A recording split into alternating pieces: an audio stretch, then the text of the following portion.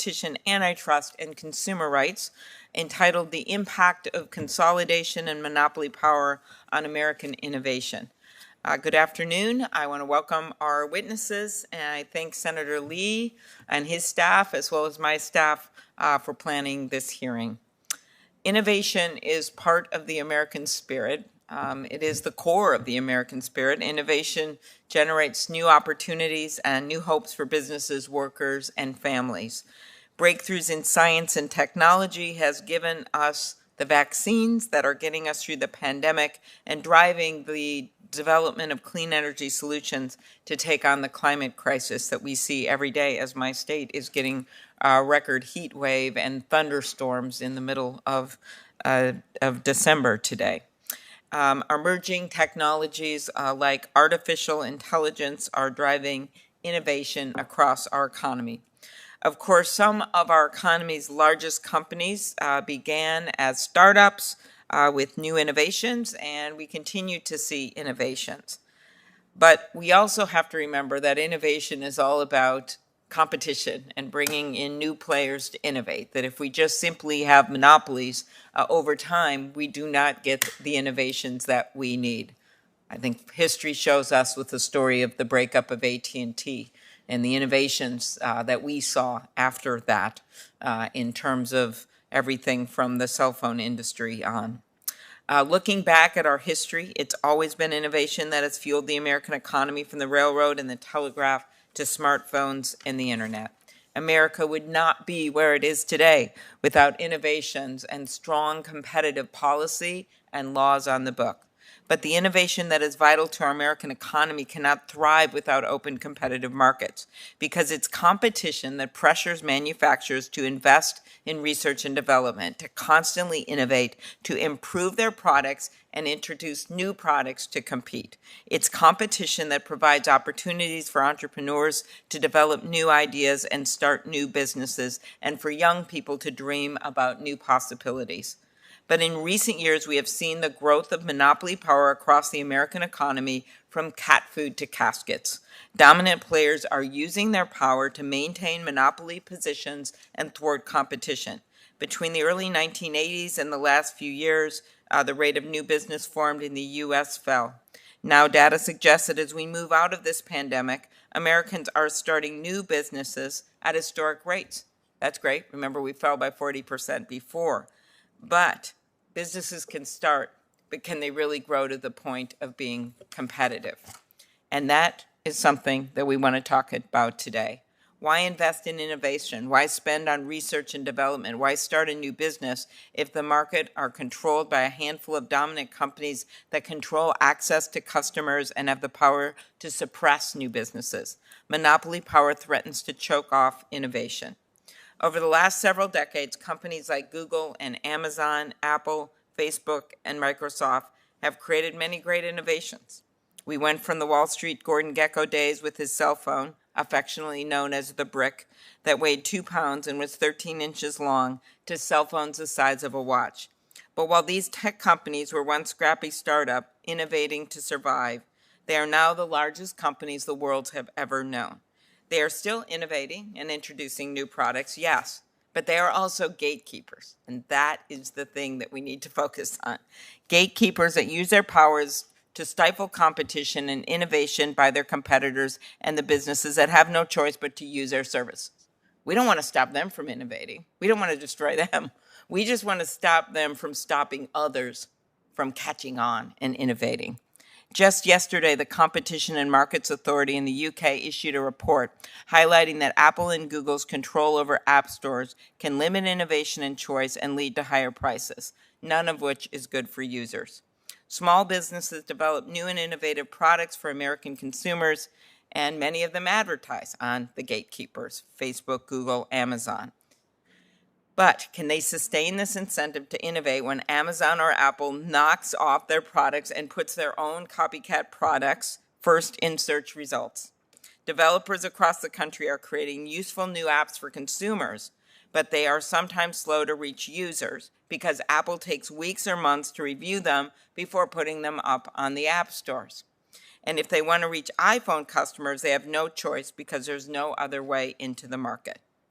Once upon a time, disruption was a good thing in tech. New companies on the block were proud of breaking into markets and changing the status quo, adopting company mottos like move fast and break things. Now, disruption is what they seem to fear. Before Facebook bought Instagram, Mark Zuckerberg wrote in an email that if Instagram were to, quote, grow to a large scale, quote, they would be very disruptive to us. We will never know if an independent Instagram would have found solutions to the massive privacy and content and children's problems we are seeing today. Why? Because Facebook bought it. And our laws are not equipped to address this kind of conduct. Current law allows judges to consider harms to innovation in antitrust cases, but they rarely do. That's because judges often demand an impossibly high standard of proof, which can be hard to show when you are talking about how innovation in the future might be harmed. We need solutions to these problems. The Competition and Antitrust Law Enforcement Reform Act would update the legal standard to prohibit harmful mergers across the economy, shifting the burden to dominant companies to prove that their acquisitions don't threaten competition. This doesn't mean they're not going to purchase other companies. They are. It just makes them have to prove that they don't hurt competition. To address the issues in the digital economy, I joined Senator Blumenthal and Senator Blackburn to introduce a bill that will open up the twin app store monopolies that Apple and Google operate. That's the Open App Markets Act. I'm also proud of the bipartisan legislation that Senator Grassley and I have introduced to prevent dominant digital platforms from engaging in behavior that harms competition by favoring their own products or services just because they own them. We have authors from across the political spectrum on that bill. Someone referred to it as the Ocean's 11 of sponsors. American businesses and consumers need a renewed and strengthened antitrust movement. They need a movement grounded in a pro-competitive economic agenda that will actually help capitalism and innovation across the economy. We must act now to protect American innovation and promote competitiveness in tech, in healthcare, and indeed in all sectors of the economy. I'll now turn it over to Ranking Member Senator Lee, and I note that our chair is here. We're grateful he's here, Senator Durbin, and if you would like to say a few words as well when Senator Lee is finished. Thank you, Chair Klobuchar. I'm a huge advocate of the consumer welfare standard, and I've also made clear that in no universe should application of that standard be limited to a focus on price and output. Those are factors to be considered. They are not the exclusive list of things to be considered when applying the consumer welfare standard. Innovation effects are a perfect example of how antitrust enforcers and also courts can and should apply a more comprehensive understanding of consumer welfare. When competition suffers, so does innovation. And when innovation suffers, that harms consumers. In fact, one might say that competition is itself the mother of innovation. Competition really can't occur, especially in our society, in our economy today, without a lot of innovation. Monopolists and other large, unthreatened incumbents feel no need to improve their products or to develop new ones, not as long as consumers continue to pay for the old ones. And as long as that expectation holds firm, they're not going to feel it. They're even less motivated to develop products and services that create new markets that would cannibalize the old. There's no reason horse and buggy manufacturers, it shouldn't come as a surprise to us. In other words, there is a reason that it wasn't horse and buggy manufacturers who came up with the automobile. Ensuring that competition thrives and results in useful innovation depends mostly on the competitors and innovators themselves, but it also requires two important things from government. One is to protect the free market by vigorously enforcing antitrust laws, to prevent harmful consolidation and anti-competitive conduct. And two, to step back and refrain from regulation and market interference of the sort that tends to disrupt the competitive process and make innovation harder. In fact, when the antitrust laws are properly enforced, the need for government regulatory intrusions elsewhere diminishes. My own state of Utah has been particularly successful at this, which is one of the reasons why U.S. News and World Report rated Utah's economy as the strongest out of the 50 states this year.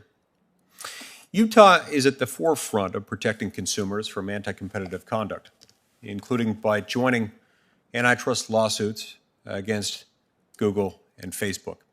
And I commend Utah Attorney General Sean Reyes for joining in that, and commend the Antitrust Division of the Department of Justice for its actions, and also the Federal Trade Commission insofar as they've undertaken steps in these areas. I commend them for that.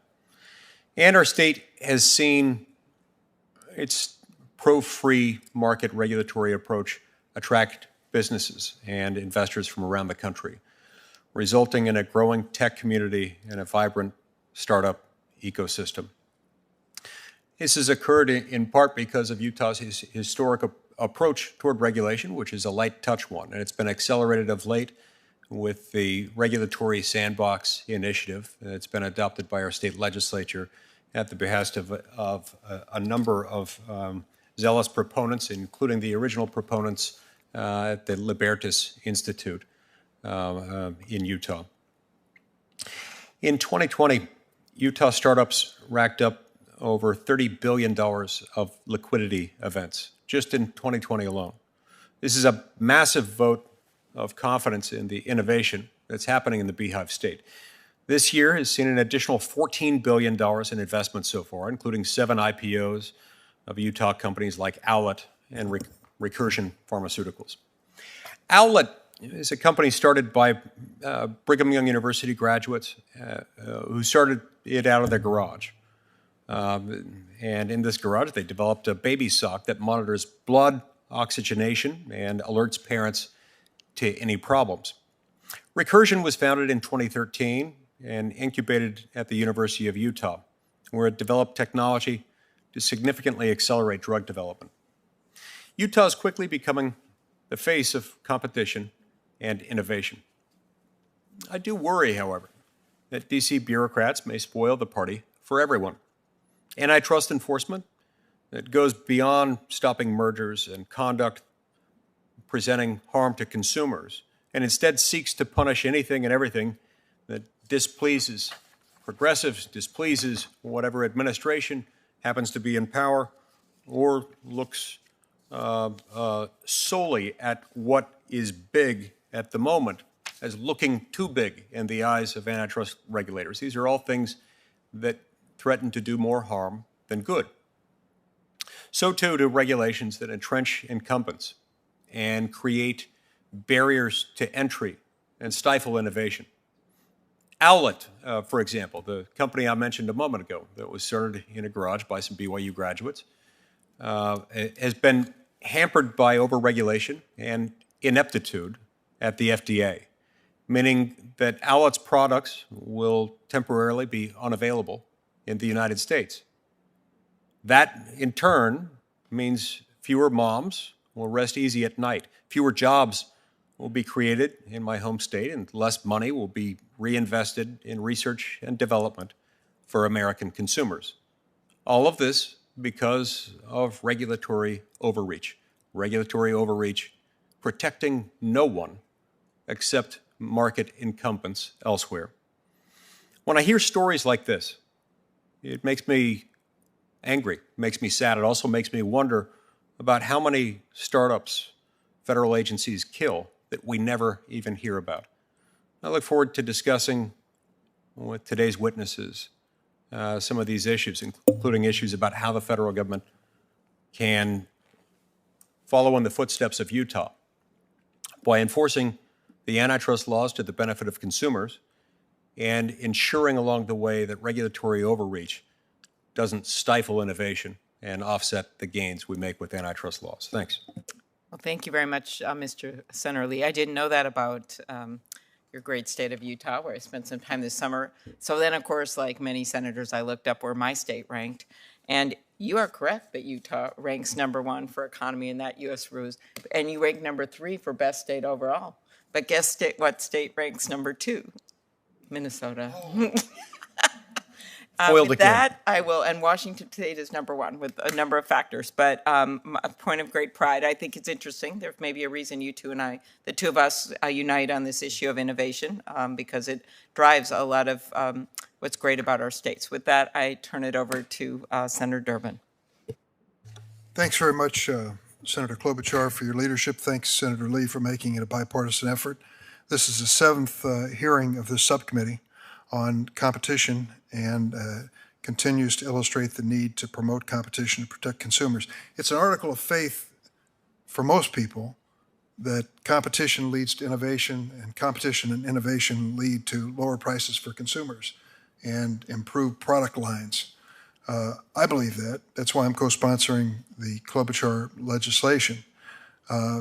If you look at the reality of the marketplace, one of the things you see right away is pharma. Pharma, of course, with the patent protections, has virtual monopoly on the sales of certain products. And when that protection expires, there's supposed to be competitors emerging who will then make the product cheaply and give the consumers a break in the process. It's kind of an interesting balance, a protected monopoly that then evolves into a competitive marketplace.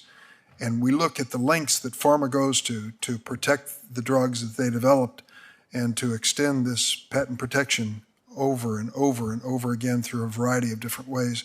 And we realize there's money to be made by stifling this competition and protecting their property rights. Ms. Hein, who is, I believe, going to join us from Switzerland, is that right? I think, yes. She is. That's what I read. Yes. Yes, well, I read your testimony, and she takes exception to several of the things that I just said.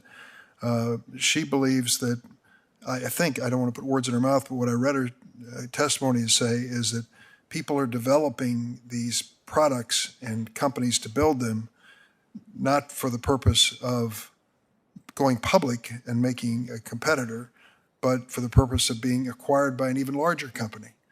And according to her, acquisitions are 10 times more likely than any of these new firms going public. So I'll let her develop her line of thinking there, but it seemed to be that having some large corporation that's going to pay a premium to take over your fledgling business is more enticing to most innovative entrepreneurs than hanging around and watching your next Google emerge. It'll be interesting to see what her argument may be.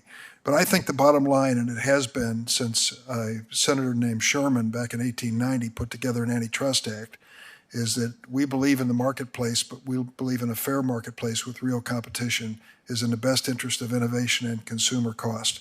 So I hope we can pursue that thought here today and see if there are any dissenters. Thank you very much. Thank you very much, Senator Durbin, for being the co-sponsor of the bill and your devotion to competition issues. So I think we'll introduce our witnesses now. We'll start with Dr. Moss, who is the president of the American Antitrust Institute. As an economist, Dr. Moss has studied antitrust issues affecting markets across the economy, especially in digital technologies and healthcare. She previously worked at the Federal Energy Regulatory Commission on the agency's competition analysis for electricity mergers. Alex Harman. Mr. Harman is the competition policy advocate at Public Citizen, where he works to address concentration and market power across industries, especially in the tech industry. Previously, he worked in the Obama administration, including also worked in Congress, where he was chief counsel to Senator Hirono, a beloved member of this committee. But we also have with us Eric Mijikovsky. I like long names with a lot of vowels, so we welcome you. Mr. Mijikovsky is the founder of Beeper, a startup that allows users to access their messages from multiple services in a single application. Previously, he worked for Y Combinator, a startup tech accelerator, and founded another startup that develop smartwatches. So it's kind of right exactly what we're talking about here with startups. Next, as noted by Senator Durbin, Bettina Hine is with us. Ms. Hine is a software entrepreneur who has built technology companies in both the United States and Europe. She is most recently the founder of a digital health startup, and she previously founded startups focused on speech technology and video advertising. Finally, Roger Alford is a professor of law at Notre Dame Law School, where his teaching includes international trade, international antitrust, and comparative law. Previously, he served as the Deputy Assistant Attorney General for International Affairs with the Antitrust Division of the U.S. Department of Justice from 2017 to 2019. If the witnesses could please stand and raise your right hands, including the witness who is remote. Do you swear that the testimony you will give before the subcommittee shall be the truth, the whole truth, and nothing but the truth, so help you God? Thank you. You can be seated, and I will now recognize the witnesses for 5 minutes of testimony each. Dr. Moss, you can proceed.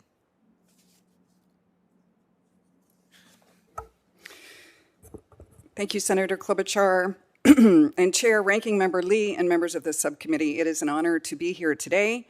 I'll start by saying that competition drives innovation, and innovation drives productivity and economic growth, and therefore competition drives economic growth, the backbone of the U.S. economy. But evidence shows that innovation in the U.S. may be slowing. A number of reasons might account for these changes.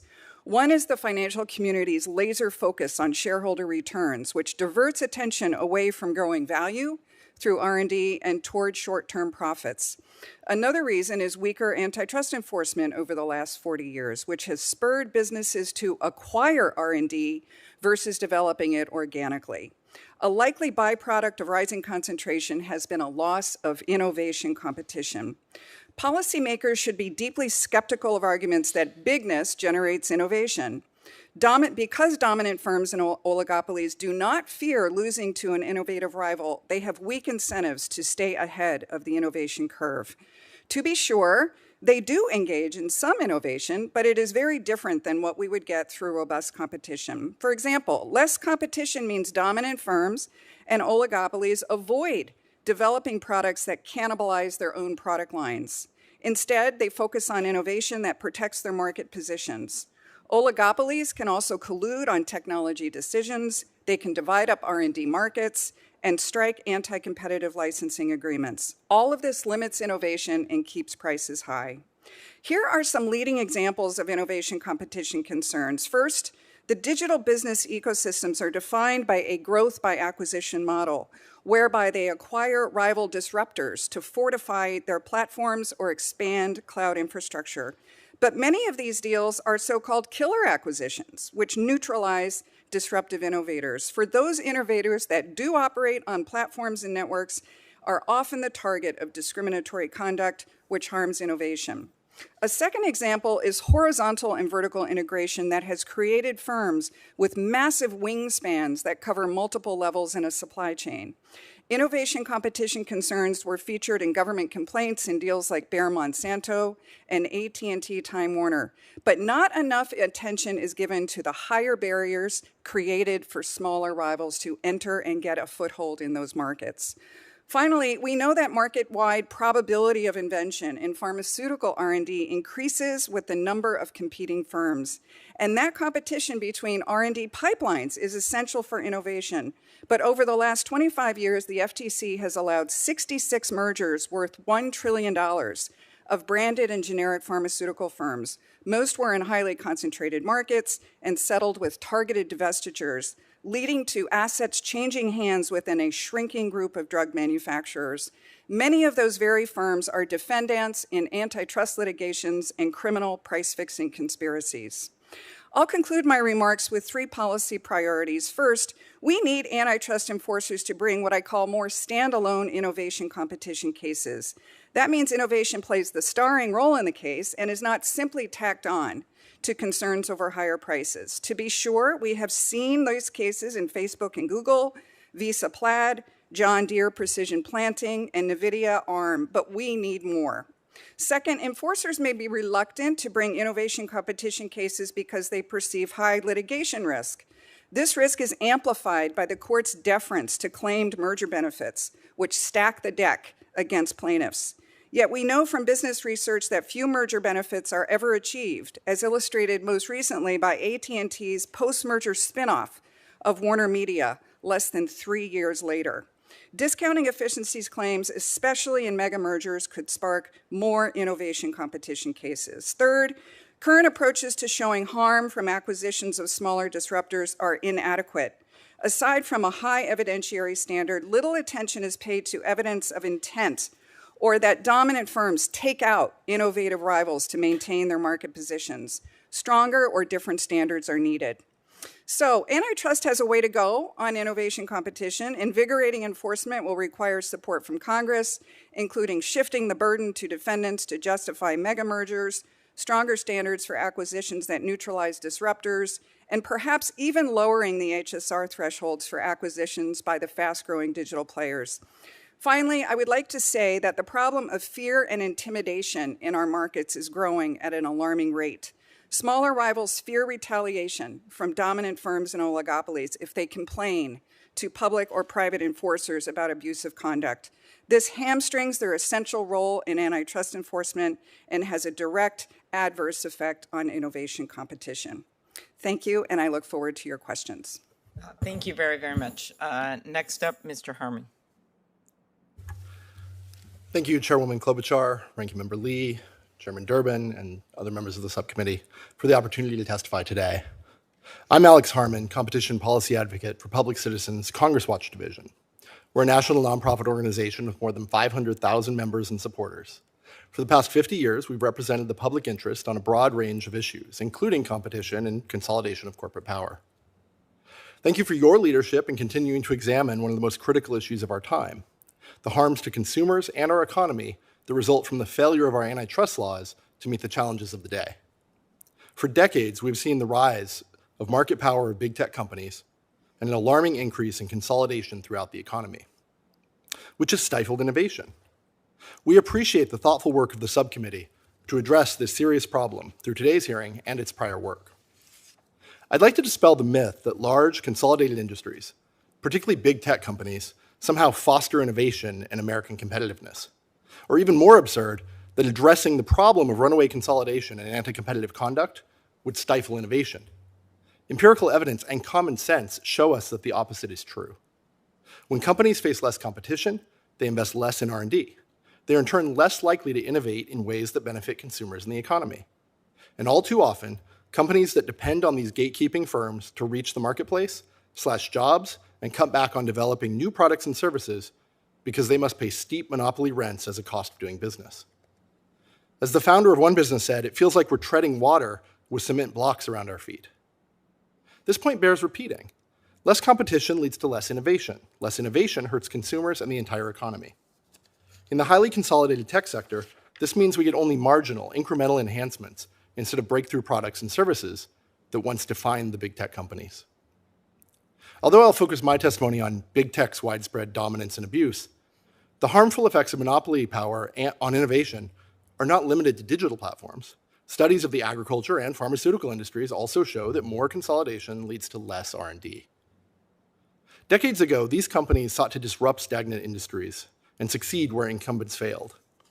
But these once scrappy disruptors have grown to be some of the largest and most valuable companies on the planet.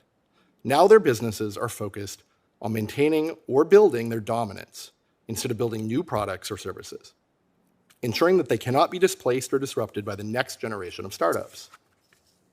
Tech startups often cannot get funding if they are in the so-called kill zone that surrounds big tech. If a startup attempts to operate in an area that is seen as too close or a threat to one of the companies, investors assume that they will fail because of the likelihood that the big tech companies will crush such threats. A recent report by the FTC confirmed what we largely already knew. These firms have acquired more than 600 companies in the last decade. This innovation by acquisition has the insidious effect of displacing internal R&D and locking up innovative technologies under the control of big tech. In the last 2 years, Meta, while facing an FTC lawsuit over its acquisitions of Instagram and WhatsApp, has acquired 5 different virtual reality companies, seeking to cement its dominance in this space for years to come. In addition to engaging in hundreds of acquisitions, large tech companies have abused their dominance to make it so that any business that needs access to their platform either cannot compete at all or can only do so under difficult or unfair conditions. These problems must be addressed immediately, not 5 years from now, not even a year from now. Across the political spectrum, Americans overwhelmingly agree that big tech must be reined in and demand action. Bipartisan legislation introduced earlier this year in the U.S. House of Representatives, as well as other bills introduced by members of this subcommittee, would help address the problems I've laid out. These bipartisan bills include the American Innovation Choice Online Act, introduced by Chairwoman Klobuchar and Ranking Member Grassley, which would establish fair rules for competition online. The Platform Competition and Opportunity Act, introduced by Chairwoman Klobuchar and Senator Cotton, would prohibit certain anti-competitive mergers by the big tech companies. And the Open App Markets Act, introduced by Senators Blumenthal and Blackburn, would ensure more opportunity for competition in the mobile app markets. Public Citizen supports all of this legislation. These bills would help unleash innovation. The promise of new, faster, and better products and services has hit a wall of big tech monopolies and their monopolistic market distortions. It is time to meet this challenge and correct the failure of our antitrust laws. Thank you again for the opportunity to testify on this important topic, and I look forward to any questions you might have. Very good. Thank you. Mr. Mijikovsky. Chairwoman Klobuchar, Ranking Member Lee, and members of the committee, thank you for the opportunity to testify. My name is Eric Mijikovsky, and I'm the founder of Beeper. We are a one-year-old startup with 20 employees. Beeper is a new chat messaging app that enables you to chat on 15 different chat networks. It's a simple and efficient way to communicate with your friends, family, and colleagues. Beeper is actually my second startup. Previously, I founded Pebble, where we invented the smartwatch and did over $200 million in sales. But after trying to compete with the Apple Watch on an uneven playing ground, we were forced to sell the company to Fitbit in 2016. This hearing represents a rare opportunity to examine issues at the heart of innovation, whether new ideas can compete fairly in markets distorted by big tech companies. I started building Beeper because I was tired of having to keep track of which apps my friends were on. I wanted one single place where I could message anyone I knew. Another motivating factor for us is security and privacy. 80% of chat apps today do not offer encryption to their users. We're building Beeper as an alternative to chat apps run by large social networks that exist solely to capture more user data. Today, we have several thousand people beta testing Beeper, but we're finding it increasingly hard to connect Beeper to chat networks run by big tech companies. Our concerns over a level playing field are not simply theoretical. In particular, we're worried about Facebook. They've taken aggressive actions against companies in the past that have tried to interoperate with their network, including suing new entrants over CFAA violations, copyright, and other claims. My goal here today is to support legislation like Senator Klobuchar and Senator Grassley's American Innovation and Choice Online Act and Senator Blumenthal and Senator Blackburn's Open App Markets Act. I believe increased innovation in the chat market would result if these bills are passed. Chat is now the dominant form of communication. Just ask any teenager if they've sent an email or made a phone call in the last week. Today, almost all major chat apps are controlled by big tech companies, and most were created over 10 years ago. They're old, tired, and lacking in new ideas. For example, WhatsApp's most recent new feature was status, which they copied from Snapchat. The reason why little innovation happens in chat is because of lock-in network effects. Over 3 billion people use chat every day, but on most major chat apps, you can only chat with people who are on the same app. Most users do not use these apps because of specific features. They use them because their friends are on the app. This lock-in network effect prevents new competitors with innovative ideas from getting off the ground. Big tech companies also stifle users' freedom by making it practically impossible to switch networks. For example, when WhatsApp changed its privacy policy earlier this year, many people tried to leave the platform. But it's very difficult to move group chats and chat history from WhatsApp, so most people stayed put. Big tech companies also do not transparently explain to users what happens with their personal data. For example, Apple backs up users' encryption keys to their iCloud servers by default. And just last week, it was reported that Tim Cook did a secret $275 billion deal with the Chinese government, which may have included moving certain iCloud servers to China. Finally, the chat market itself is distorted. Big tech companies give away their chat products for free because chat is a reliable way to lock users into social platforms that then mine their user data. At Beeper, we have somewhat of a revolutionary business model. We charge users money in exchange for a service. Luckily, this committee is currently considering legislation that provides straightforward solutions to these problems. First, big tech companies need to provide interoperability on their chat networks. Interoperability will give users the freedom to communicate with friends and family who are on different platforms. This is not a radical concept. Email is interoperable. Gmail users can send email to Outlook or Yahoo, no problem. Secondly, in order to have the freedom to switch networks, users need to be able to exert control over their own accounts and personal data. I firmly believe that the bills this subcommittee is considering represent a critical step forward towards ensuring a competitive playing field for new startups. Thank you for your time, and I look forward to answering any questions you have. Okay, thank you very much. Remotely with us, Ms. Hine. Thank you so much. Chair Klobuchar, Ranking Member Lee, Chairman Durbin, and members of the subcommittee, thank you for your invitation to me to testify today. I'd like to begin by thanking you, Madam Chair, for your leadership regarding entrepreneurship and innovation issues as the co-chair of the Senate Entrepreneurship Caucus. In particular, your work regarding the unique challenges that confront women entrepreneurs, and there are many, is especially appreciated. I want to begin by emphasizing that I am not a policymaker or an antitrust attorney. I'm a career-long startup entrepreneur. I'm currently building my third company, and it has 15 people right now. I'm here to share with you my perspective regarding the likely impact of acquisition restrictions and other market interventions on entrepreneurs like me. Thriving entrepreneurship is critical to a strong and growing economy. You all have mentioned that. But entrepreneurship is also risky. A third of new businesses fail by their second year, half by their fifth. For fragile startups, there are three principal outcomes: fail, go public, or be acquired. Failure is the most common outcome. Many entrepreneurs dream of taking their company public, but most startups never achieve the scale that going public requires. Acquisition, therefore, is by far the most likely avenue for entrepreneurs and their employees to realize the value of what they've created through years of hard work and sacrifice. In a typical year, 10 times as many startups are acquired as go public. Importantly, acquisitions also enable startup investors, which I actually myself do as well. I invest in startups with the money that I've earned before. Acquisitions enable startup investors to reclaim their invested capital, realize any gains, and recycle their capital into the next generation of startups.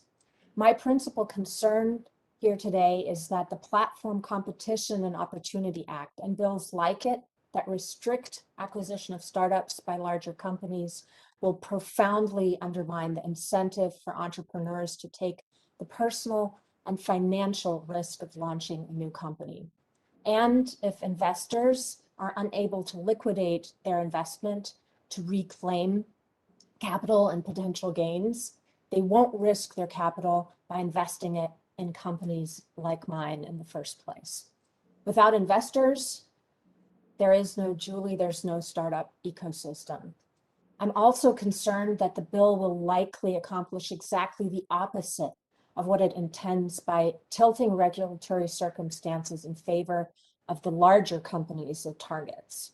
The risk of this unintended effect is very real because it has happened before. In the 6 years following the enactment of Sarbanes-Oxley, small company IPOs valued at $50 million or less plummeted by 92%. And that would have included Apple, Microsoft, etc. in their infancy. For me personally, Sarbanes-Oxley at the time meant giving up on my girlhood dream of running a public company. Similarly, 10 years after the enactment of Dodd-Frank, large banks are bigger and more profitable than ever, while more than 2,000 community banks have disappeared and lending to small businesses has decreased significantly. The Platform Competition and Opportunity Act risks similar unintended consequences. By dramatically increasing the regulatory hurdle and compliance costs of acquisition, the act would likely advantage large incumbent companies who have the money and teams of lawyers to navigate the new legal landscape. Many smaller acquirers would be shut out. Additionally, large acquirers will pay for the costs of the new requirements by simply reducing the value of transactions. In other words, reducing what they're willing to pay for companies like mine. Large technology companies won't be hurt by this legislation. Entrepreneurs like me will be. And American households, consumers, and investors who rely on innovations entrepreneurs contribute will also be hurt. Madam Chair, Ranking Member Lee, to protect competition and innovation, we don't need the blunt sledgehammer of sweeping legislation with all of the risks of unintended consequences. Rather, we need a surgeon's scalpel to carefully dissect, understand, and address the unique circumstances of each proposed acquisition. And that scalpel resides with the regulators. As you said at a recent Center for American Progress event, Madam Chair, put the right people in those agencies and give them the resources they need to do their job. Thank you very much for this opportunity, and I'm looking forward to your questions. Right. Thank you very much.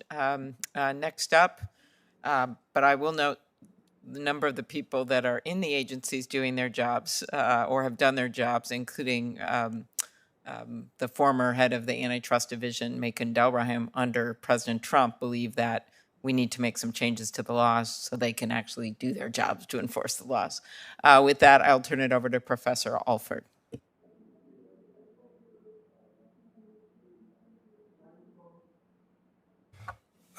Thank you, Chairman Klobuchar, Ranking Member Lee, and members of the subcommittee. Thank you for inviting me for the opportunity to be here. You have my written testimony, so I'm just going to raise a few key points in my opening remarks, and hopefully we can go into more detail in the Q&A.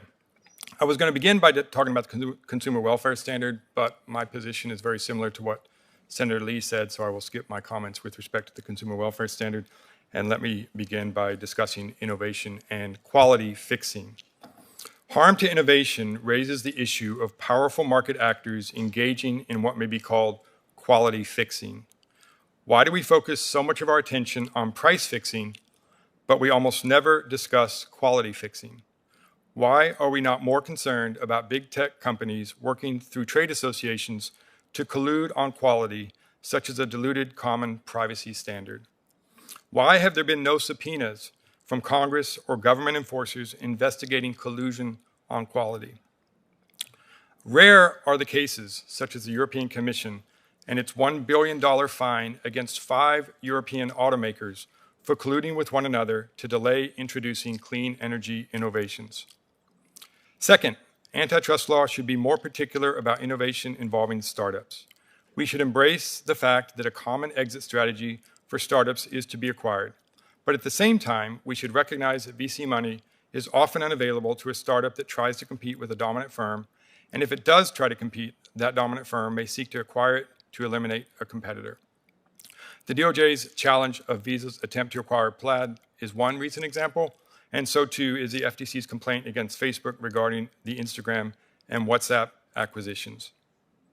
Third, innovation is of particular concern in the context of mergers and sometimes requires innovation divestitures. To address innovation concerns in the Bayer-Monsanto merger, for example, the DOJ required the merging parties to divest certain intellectual property and research capabilities, including pipeline R&D projects. This structural remedy was necessary to maintain competition in emerging product lines. Fourth, Sometimes incumbents seek to forestall innovation to keep prices high and to reduce output. The real estate market is a quintessential example. It is dominated by the National Association of Realtors, which imposes mandatory rules that keep prices high and reduces innovation. As a result of NAR's rules that require a seller to pay a buyer broker's commissions, brokerage fees for the sale of an average home in the United States are between $20,000 and $24,000, compared to $14,000 for the same priced home in other developed countries. Imagine the impact on the average American if they could purchase homes more efficiently, enhance their job mobility, and build home equity easier and earlier. Online listing services such as Zillow have offered some innovation in searching for homes, and discount brokers such as Redfin and Rex offer technological solutions. None of these innovations allow consumers to buy and sell homes with the kind of transparency, functionality, and efficiency commonplace in other online marketplaces. There is nothing like Robinhood or E-Trade in the real estate market. This is all because of NAR's mandatory rules that forestall innovation. Finally, let me briefly discuss exclusionary innovation. Innovation is not always good. Sometimes innovation excludes competition. With respect to online platforms, search algorithms often are designed to self-preference. Technologies often are not interoperable. Data portability raises similar concerns. Big tech frequently introduces, quote, innovations to degrade the quality of competing products and services. Let me offer a concrete example from the Texas v. Google complaint. Google uses its power in the online digital advertising marketplace to force publishers to use Google's exchange, which charges extremely high transaction fees. These fees hurt publishers' revenue, so publishers developed some code to allow them to reduce fees and route their inventory to multiple exchanges.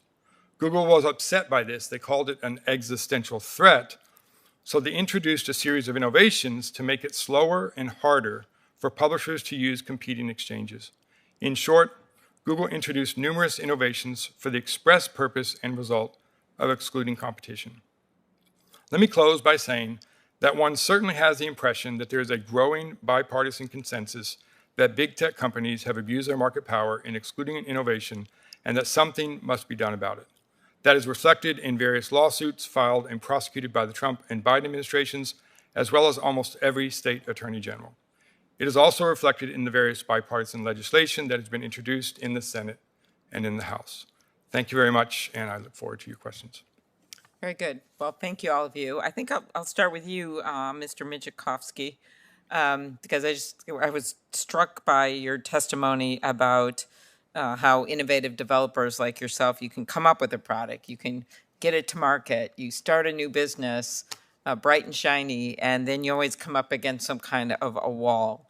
Could you talk about what your experience has been interacting with dominant platforms in more depth, like Apple, Google, and Facebook?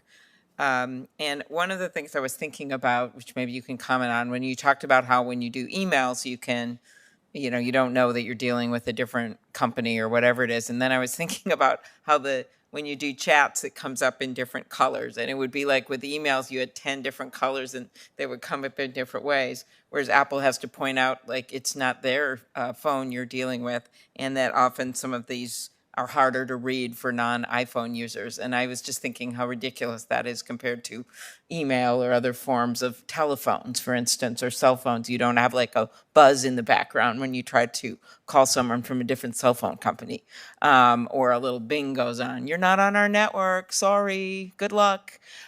Could you talk about this? Thanks for the question, Senator.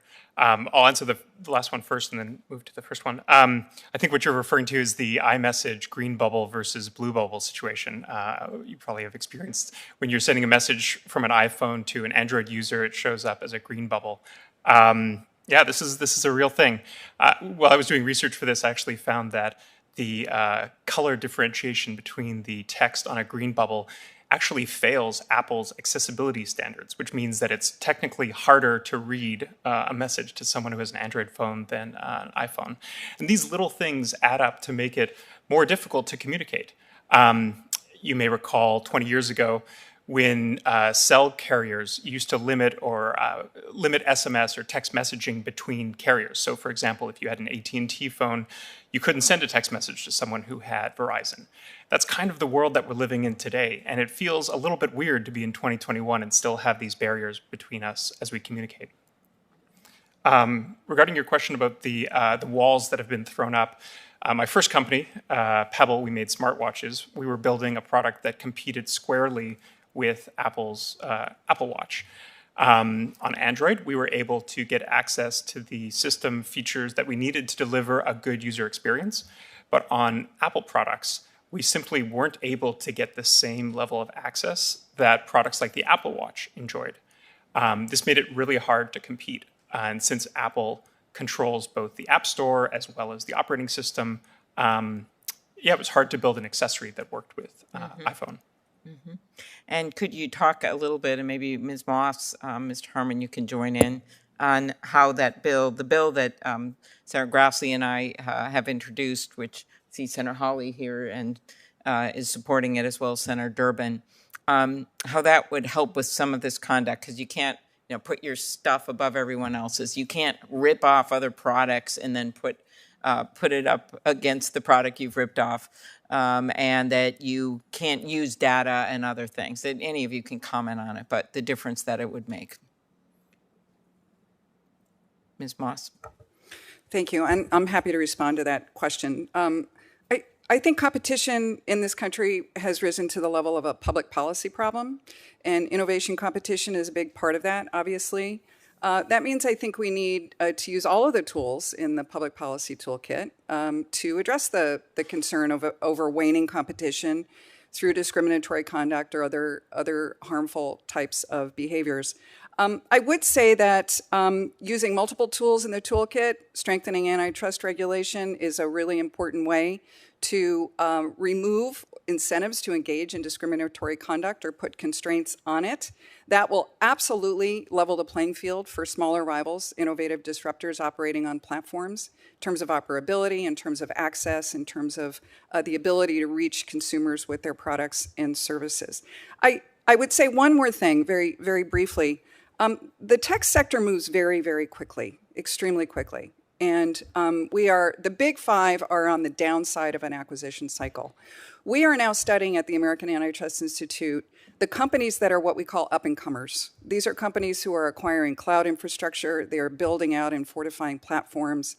And I worry about this next gen of up-and-coming digital techs that are going to be the powerful platforms in 3 to 5 years. So I think we want to think broadly about public policy initiatives and legislative reforms like the anti-discrimination bill, so that we are throwing our umbrella over all of the potential firms who could grow to be dominant platforms and who would engage in discriminatory conduct. Mm-hmm. Very good. Anything you want to add, and then I'll turn it over to Senator Lee. Mr. Harman.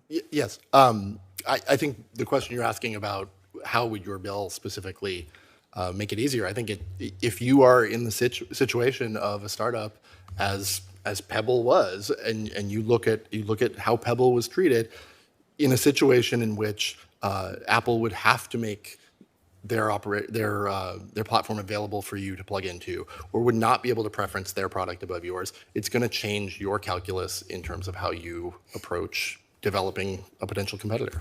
Mm-hmm. Very good. Thank you very much. Senator Lee.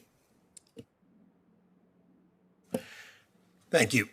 Professor, I want to start with you, if that's all right. I saw you mentioned in your written testimony something that we looked at a hearing that we held last year, one that I called back when I was the chairman of the committee still. Among other things, we looked at competition and the state of competition in areas where consumers suffer as a result of two firms having control of every part of the ad tech space. And my office is currently working on legislation on this issue to address some of these problems, the conflicts of interest and competition that arise in digital advertising. Do you think this is an area where Congress could step in and solve the problem? Yeah, thank you for the question.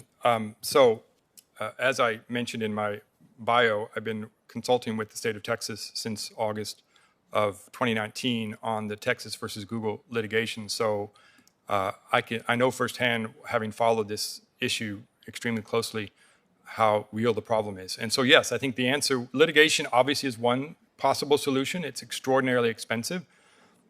It takes an extremely long time. There are inordinate delay efforts on the part of Google with respect to that. You have introduced a venue legislation that will try to help expedite the process with respect to litigation, which I think is a great idea. But to answer your question, I think there's no regulatory context whatsoever here to deal with the advertising, online display advertising market. It is right now, Antitrust is doing all of the work, right? And so one possible solution that one could think about would be to think about how the similar conflict of interest have been addressed in the financial markets and how we could impose similar conflicts of interest concerns and limitations in the online display advertising markets. So, for example, you cannot own the New York Stock Exchange, right, and then be a monopoly player on the stock exchange as a broker, right? You cannot basically funnel all of the trades that happen on your brokerage firm into your preferred exchange, right? Right now, Google has exactly that issue. So there is no best interest duty. There is no duty of best execution. There's no limitations on insider trading. All of those kinds of things happen. And if you had a strict requirement that if you're going to own an exchange, you can't be a broker on either the ad or the sell side, that would be a useful addition, I think. And yet currently they are. They are definitely. They run the exchange. Yes, exactly. And they're a broker. Just to give you an example. Both sides. The NYSE is owned by Intercontinental Exchange, and they earn $3.6 billion from revenue from their exchanges. Google earns that in 5 days. Right. And it's my concern is not with how much money they earn or how they do it. And it's not unlawful to be a monopolist in this country, but it is unlawful to acquire or maintain monopoly status through anti-competitive conduct. Right. It's hard to me to imagine a circumstance in which one can own the exchange platform and also be a buyer, seller, broker, dealer, and whatever other positions they might occupy in the meantime. It's hard for me to imagine how one firm can maintain all of those positions without something anti-competitive going on in purpose and effect. Ms. Hine, I'd like to turn to you next. You and your colleagues decided to sell your first company to an acquirer. Can you explain to my colleagues and to me why any entrepreneur would choose to sell their company rather than to continue to build it with an eye toward eventually going public? Yes, I can do that, Senator. Thank you for your question. The circumstances of each company are unique, and it depends on how strong of a position one can build in the market. As we're discussing here, it depends on the technology and how market access works. And oftentimes there are also hurdles, like I spoke about in my testimony, Sarbanes-Oxley, for example. What that kind of regulation does is that it requires a significant amount of capital even to access the capital markets. So currently, startups that want to go public, typically before they go public, raise an additional $20 million in order to then be able to get over those hurdles, everything that they need to do. So with startup companies, it's very unique where they go. And I think that it should not be regulation that determines who I sell the company to or whether I can go public with it. Deb, can I ask one follow-up there? Of course. It does sound like a somewhat similar situation to where you see a lot of pharmaceutical startups heading. As a result of FDA regulations, and the capital demands on competing, on starting and finishing clinical trials, most small innovators have to get acquired in order to scale up. And it sounds like you're describing a similar phenomenon. Yes, definitely. There are a lot of regulatory hurdles, and obviously there's reason for a lot of these, but my point here is that there are a lot of unintended consequences, and I am afraid that my livelihood, which exists in creating innovative companies, will be impacted by regulations that I have to abide by, and I can't do anything to control the different thresholds. For example, is the $600 billion going to stay in place or being lowered, as Dr. Moss suggests? That all makes it very scary for people like me. Thank you. Senator Durbin. Thank you. I'm trying to work through in my mind some historic analogies that will help me understand where we are today. And I guess the most profound evidence of government intervention in the marketplace in my lifetime that destroyed a monopoly and created innovation and entrepreneurship to a level that was unimaginable was AT&T, almost 40 years ago. And they busted up into regional companies and then spun off in many, many different directions. The mothership, AT&T, kept the production of telephones in Western Electric, which was an important part of the economy in the Chicagoland area, but now they're virtually non-existent. It isn't as if the iPhone people had to go to Western Electric to get permission for a new invention. The innovation just raced right past that model, that AT&T model that we had accepted as being virtually a public utility for so long in the United States. And it really gets down, Mr. Mijikovsky and Ms. Hine, to a question which I'm still hanging on to, and that is, what is your ambition as an entrepreneur and innovator? Is it to be acquired at some early point in the process and to make out like a bandit and then look to invest in others who are doing the same? Or is it to build the next iPhone or whatever it happens to be, some variation, which will take a lot of time and patience and investment to happen? According to Ms. Hine, the numbers are 10 to 1 that it's just to be acquired and move along to something else.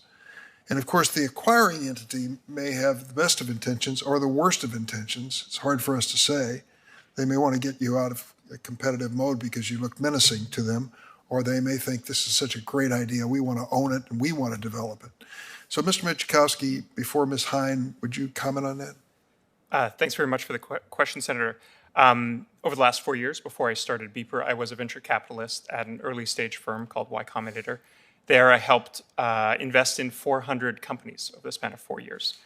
I will say that the best founders that I met at Y Combinator started their company to beat Google, not to sell to it. And I think that the limitations that are put on competition right now by some of these extremely large tech platforms are reminiscent of the AT&T days, especially for the earliest companies at their earliest stage. There's a story from the 1950s about a company that made an addition to an AT&T telephone called the Husha phone, which was a silencer that you would put around the phone, and they were banned from making it because AT&T had monopoly across the entire stack. That is very similar to companies like Apple, which makes the phone and also makes the App Store that distributes software. That's one of the reasons why we're supportive of Senator Blumenthal and Senator Blackburn's Open App Markets Act, which would go very far to leveling the playing ground for startups to compete on the App Store. So give me your reaction to Ms. Hine's 10 to 1 number. It isn't even close. It's like 10 times as many are looking for acquisition as opposed to when public offering? when companies start out, they are definitely, at least the best founders that I know, are not looking for an acquisition. They're looking to build a product that could potentially change the world. That's one of the unifying factors, I think, among most startup founders. I think, I could speak to my case. In our case, our company, Pebble, we ran out of money. And so we had to sell the company as the only kind of exit. That was definitely not our intention when we started out. We had, very large and high goals. But having an exit route is, useful. It's not, definitely not the thing that we set out to do. And I might say to Ms. Hine, if she's still following, I hope she is, I voted for Sarbanes-Oxley. And if you would go back to that moment in time when we had that debate, we were dealing with corporations that weren't shooting straight. And they weren't leveling with people in terms of the actual books. And people were losing a lot of money for misrepresentations. And it's true that there'll be a difference of opinion even on this panel about what I have to say here. It's true that there are more regulations imposed, but the goal of those was similar to a goal of antitrust operations, so we can have more honest dealings with the public than we did before. We had some terrible instances. I can go through the long list. Sure, it costs more for corporations to provide information that was reliable and trustworthy for consumers as well as investors. But if you want the integrity of the marketplace, which I think distinguishes the United States from many other countries, there's a price to be paid for it. And I'd just say that in defense of Sarbanes-Oxley. Senator Grassley. I'm just going to make a statement and ask one question in my 5 minutes. I'm a Republican, and everybody thinks Republicans should leave the free market alone, and I believe that it is the best source of innovation and competition. But where markets aren't working, antitrust enforcers should be able to take swift and decisive action to prevent anti-competitive activity.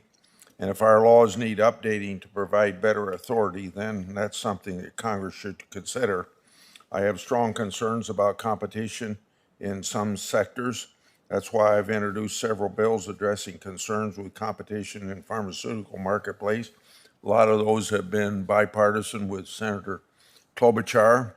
Similarly, agriculture is an area where I've expressed concern for many years and introduced several pieces of legislation, including increasing transparency in livestock markets. I've been increasingly concerned with the dominance of the big tech companies and how that impacts competitors and consumers. Right now, there are only a handful of companies that control Americans' everyday lives, from what they see and read, how they interact online, how they purchase goods. These big tech companies are using their dominant monopoly power to favor themselves, and that monopoly power harms small businesses. It's not only preferencing and discrimination that's happening, but they also are using their power in the market to silence conservative voices. There must be a level playing field and fair competition. That's why I earlier joined the bill that Senator Klobuchar has already talked about, the American Innovation and Choice Online Act, to address competition concerns with big tech. This bill provides common sense rules to ensure that dominant online platforms don't unfairly preference their own products or discriminate against business users on their platforms. It will help ensure greater competition and more opportunities for small business and better results for consumers. This bill isn't about punishing successful companies. I strongly applaud American ingenuity and success, but we must ensure that there's a fair and even playing field for everyone on dominant platforms and that consumers aren't harmed. The American Innovation and Choice Online Act is about targeting harmful conduct while ensuring that pro-consumer innovations are protected. My question to Ms. Moss and Professor Alford, how do you, I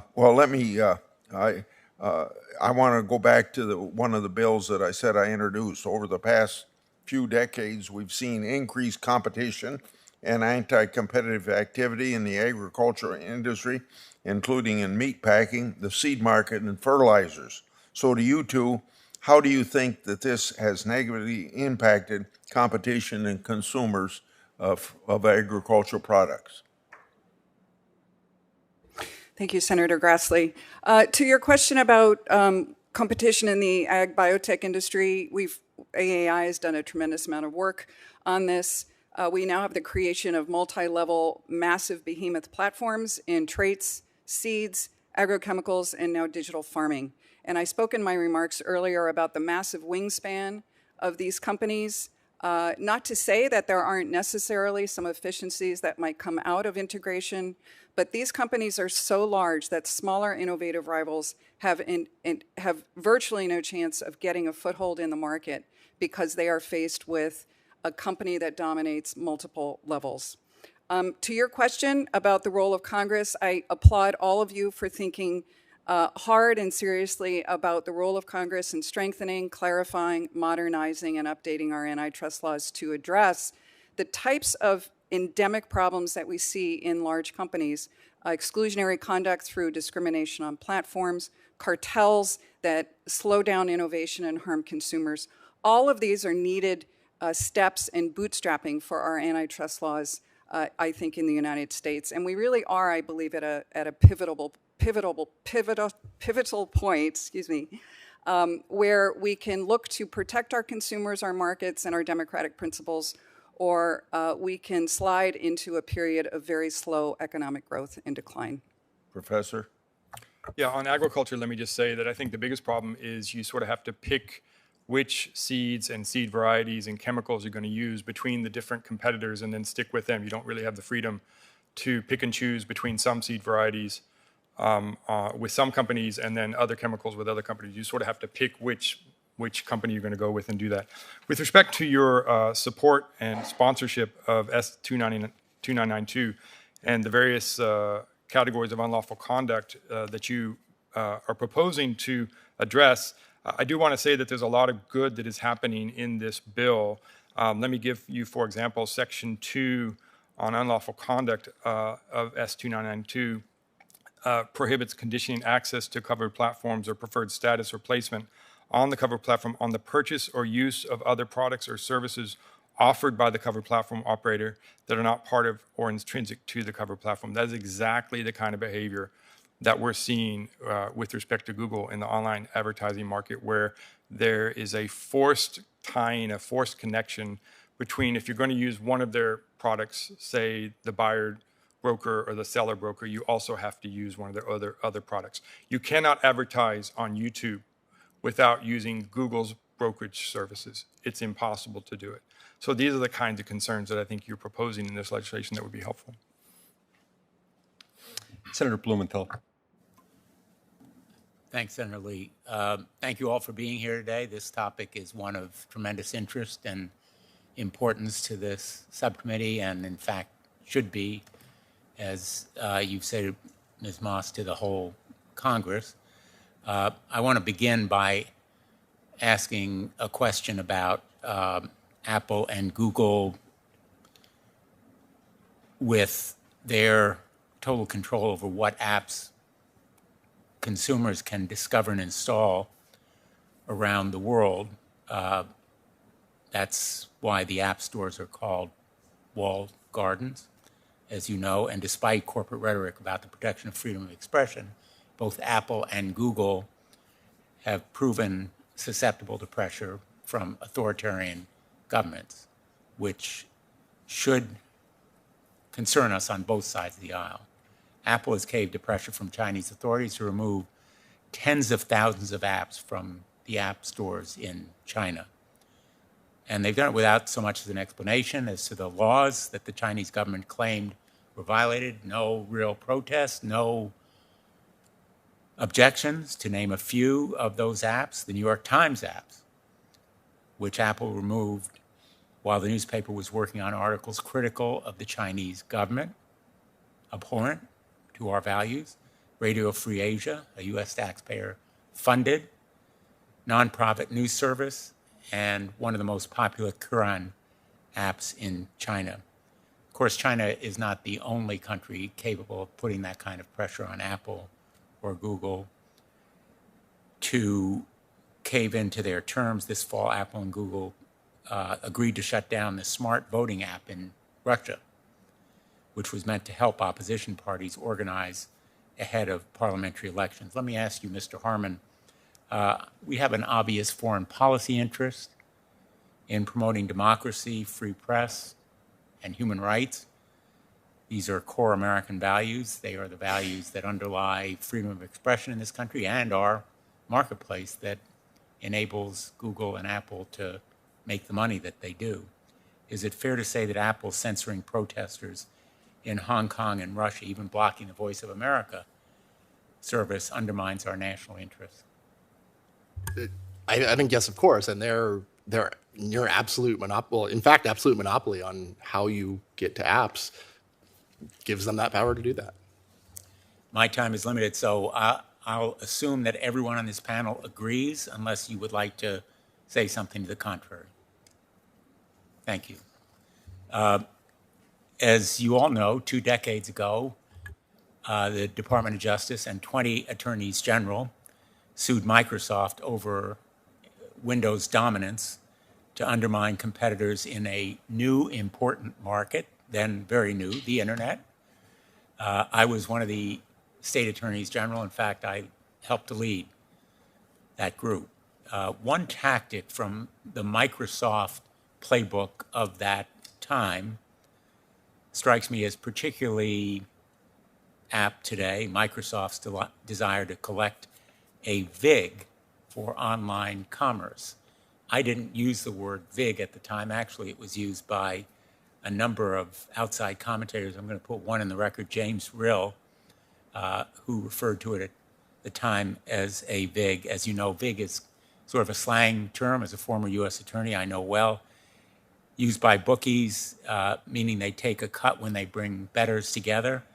In 1997, the Wall Street Journal, in this article, which I'm going to ask to be part of the record, if there's no objection. So be it. It'll be part of the record. Thanks. They, in effect, collected a VIG for every transaction over the internet that uses Microsoft technology. That's actually a quote from the article. Microsoft actually was never successful in that effort because of antitrust enforcement against the company by those state attorneys general and the Department of Justice. But since then, there have been years of lax antitrust enforcement. And so Apple and Google have managed to do what Microsoft wasn't able to accomplish at the peak of its monopoly power, which is to collect a VIG on every transaction in our app economy. Today, Apple and Google use their duopoly to take a cut of all paid apps and in-app purchases of digital goods and services. Typically, it's 30% off the top. That VIG actually has far more profound impact on most consumers than the VIG collected in those days by the bookies, which was rarely felt by the average or ordinary American. This VIG really stifles innovation and ultimately raises costs for consumers. And if developers don't like that VIG, there's nowhere for them to go. Apple and Google's duopoly gives them the power to say, pay our cut or leave behind all mobile devices.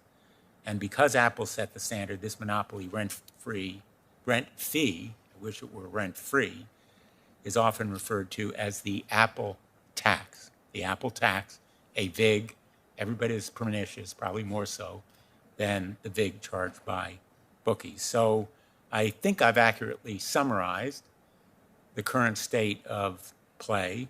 Let me ask you and Mr. Mijikovsky, isn't it the case that Apple and Google are doing what Microsoft couldn't get away with, essentially charging that VIG, and what is the impact on consumers?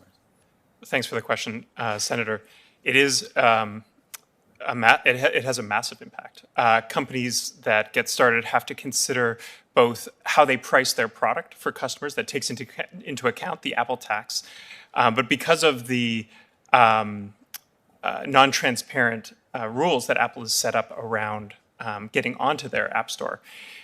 Most companies need to spend weeks, if not months, negotiating and working through a reviews process with Apple just to get onto the store. And this is something that every company that wants to sell a product available to iPhone users needs to take into consideration. I think with the bill that you put forward, along with Senator Blackburn, the Open App Markets bill, puts forward an idea that levels the playing field. It would allow for the possibility of sideloading or installing an app outside of the store, which opens up many opportunities for new ideas, new companies, and new business models as well that don't have to pay the 30% tax. Thanks, Mr. Mijikovsky. Mr. Harman, I'm assuming you would agree with that. I've overstepped my time, so the chairman may allow you to answer, but Go ahead. Oh, please go ahead. Mr. Harman. Yes, I agree, and I think it's important to compare the Microsoft vision pales in comparison to what the reality of what 30%. I mean, I don't think they imagined 30% with their VIG, and Google and Apple have successfully put that in place. Even Bill Gates didn't have that vision. Right. Thanks, Madam Chair. Senator Hawley. Thank you, Madam Chair. Thanks to the witnesses for being here.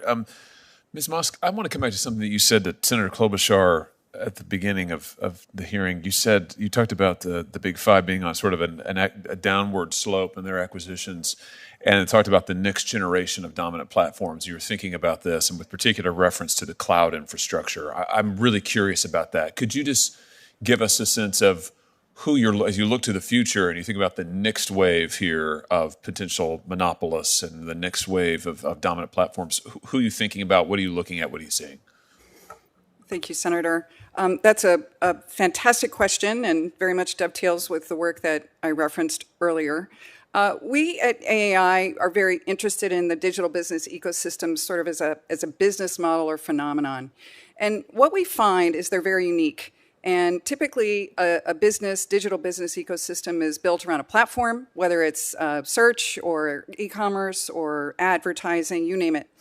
To support those platforms and the users that engage with them, you need a lot of cloud infrastructure. So you need machine learning technologies, cloud computing, artificial intelligence plays a really important role, data analytics.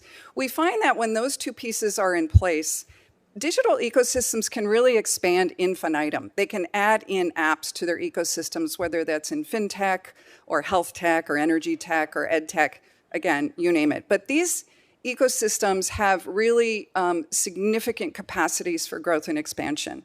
And what we've seen with the top five is they have grown monumentally over the last 25 years. 700 transactions, 200 reportable under the HSR requirements, only one challenged Google ITA by the Department of Justice. We are very worried about the activity that we see from an antitrust standpoint, obviously.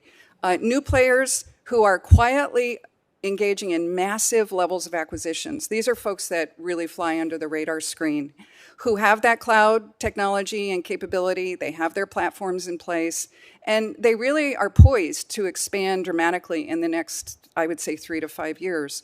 Whereas the Big Five have really slowed down significantly on acquisitions. But we have this new generation coming up of highly acquisitive companies with tremendous cloud capability. And those are the ones I think that are very much worth watching as we move into the future. I'm not saying the Big Five aren't worth watching, they are, but it's this new generation, I think, that we need to be very keen on monitoring. Give us a sense of who is in that category. I would love to do that. There are public and private companies. I wish I had my list, my spreadsheet, but we have companies in there like Salesforce, which has been incredibly acquisitive over the last many years. Companies like Intuit, with an incredible impact in the fintech space. Zillow is building out an incredible platform ecosystem.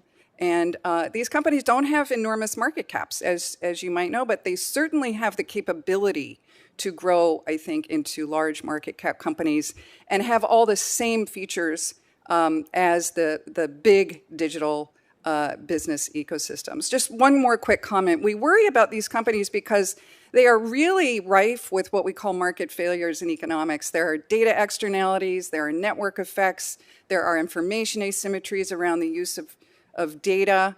And so when you have ecosystems or models like that where there are lots of market failures, you're kind of looking at a similar situation to your traditional natural monopoly electric utility. That does require government oversight to make sure that consumers are not ripped off. Very good. That's very helpful. Thank you very much. Mr. Mijikovsky, if I could just come to you, I wanted to ask you about further action that you think from a policy perspective that this body might take. You mentioned about opening up the App Store. I've sponsored legislation that would mandate data portability and interoperability. Is that something worth pursuing? Or are there other steps that we should be thinking about policy-wise in terms of changes to the law that would actually promote competition and innovation and allow companies like yours to have a chance at succeeding as opposed to being shut out by the dominant players? Thanks very much for your question, Senator. The Access Act, which I think you co-sponsored in the previous Congress, is I think a very important piece of legislation that would support companies like Beeper that are aiming to interoperate with some of the largest tech platforms. I think one of the things that Access does is it enables users to have the freedom to switch away from certain platforms if they no longer continue to agree with those platforms. Right now, most users are locked in because their friends or their current social graph is contained within some of these free apps. If Access were to come to pass, I think that you would see a tremendous innovation in terms of new companies that would compete with some of these entrenched large tech companies. Because no longer would switching mean giving up on the existing relationships that you have with your friends, with your family. You would still be able to maintain those while potentially supporting a different competitor in the space. Very good. That's very helpful. Thank you.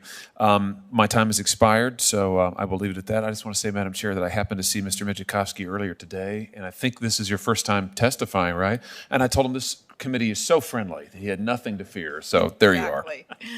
Except for certain people. But yes, it is very, very friendly, very friendly. So next up, Senator Blackburn. Thank you, Madam Chairman, and thank you all for the hearing today. And I had the opportunity to visit with Mr. Mijikovsky yesterday and had a great competition. I represent Tennessee, and in our state, I think we have the most amazing creative community. And when you look at Nashville and all the songwriters, the TV, the movie production, we have a lot of people that are constantly innovating, and their intellectual property is their stock and trade. And so one of the things we hear a good bit about is access to capital for startups. And, this is something that many times what I hear, and a lot of this is people that are innovating in health IT or in predictive diagnosis systems or in the financial service sector. But then people will say, well, they don't want to invest because they're afraid that you're going to have a Google or an Apple or somebody come in and cut the legs out from under you, and you're not going to be able to actually reap that benefit. So, Ms. Hine, I want to come to you for about 30 seconds on this, and then Mr. Mijikovsky, you. Talk about the problem with access to capital when you have these innovators that are facing these people that are scooping up rather than allowing companies to grow. Go ahead. Yes, thank you, Senator. It is a problem that access to capital is limited, especially for female entrepreneurs. I think you know that, and those in regions that are not the super centers of venture capital. What big companies do is that they not only buy companies, but they also just copy the features that we bring out, and that does stifle competition. I don't think, therefore, that just limiting acquisitions will be the answer to this. I agree with my other panelists that open API access, for example, is very important. Interoperability are part of the solutions that you could enact. Thanks. Go ahead. Thanks for the question, Senator. I think to echo one of the points that Alex was making earlier today, as an investor, we decided to invest in many early stage companies, usually at the stage where it's just one or two people and an idea. But there were certain areas that we had to think twice before we invested in, mostly because of large entrenched players. And I think one that may come to mind is the music industry and the entertainment industry. When we looked at startups that attempted to innovate in these spaces, we always considered how difficult it was to get access to the IP and break into some of these very controlled markets. I think that's one of the reasons why it's more rare to see startups that attempt to reinvent ways of distributing music or content, mostly because of this. You know, sometimes when I look at this issue on innovation, it reminds me of what we went through about 10 years ago with the patent trolls, that were looking at some of the concepts and the apps that were coming online, and it seems to kind of mirror that. Let me have you continue, if I can, on choke points, where the startups have a tough time breaking into a market. What would you classify as being these choke points? One of the choke points that I think we've talked about before is the App Store. That is the primary choke point. That is all roads to iPhone flow through the App Store. On top of that, I think the financial sector currently has many controls that limit how new startups can begin to interoperate. It's getting better. I think there are some startups like Plaid that have innovated in the space and make it much easier for new companies to kind of connect in. Another example is Stripe. But other than that, it is still much harder to build a financial tech company.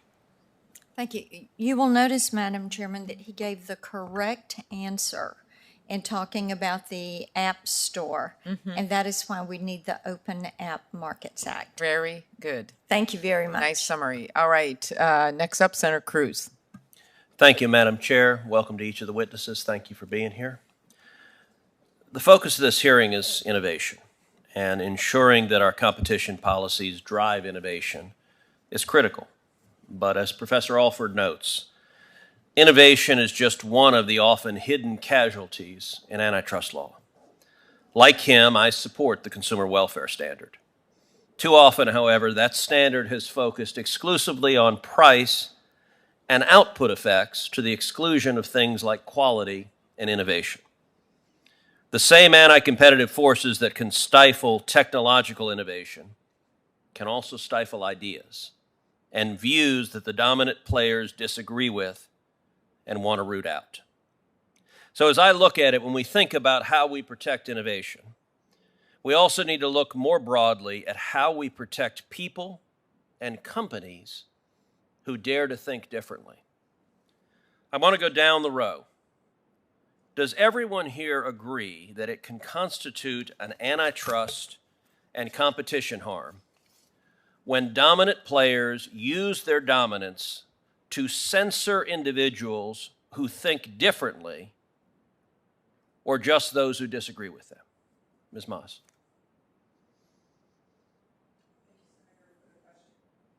Thank you, Senator Cruz, for the question. I think the answer to the question in a nutshell is antitrust is very good at addressing some problems in the digital business ecosystems because they are directly related to competition or a lack thereof.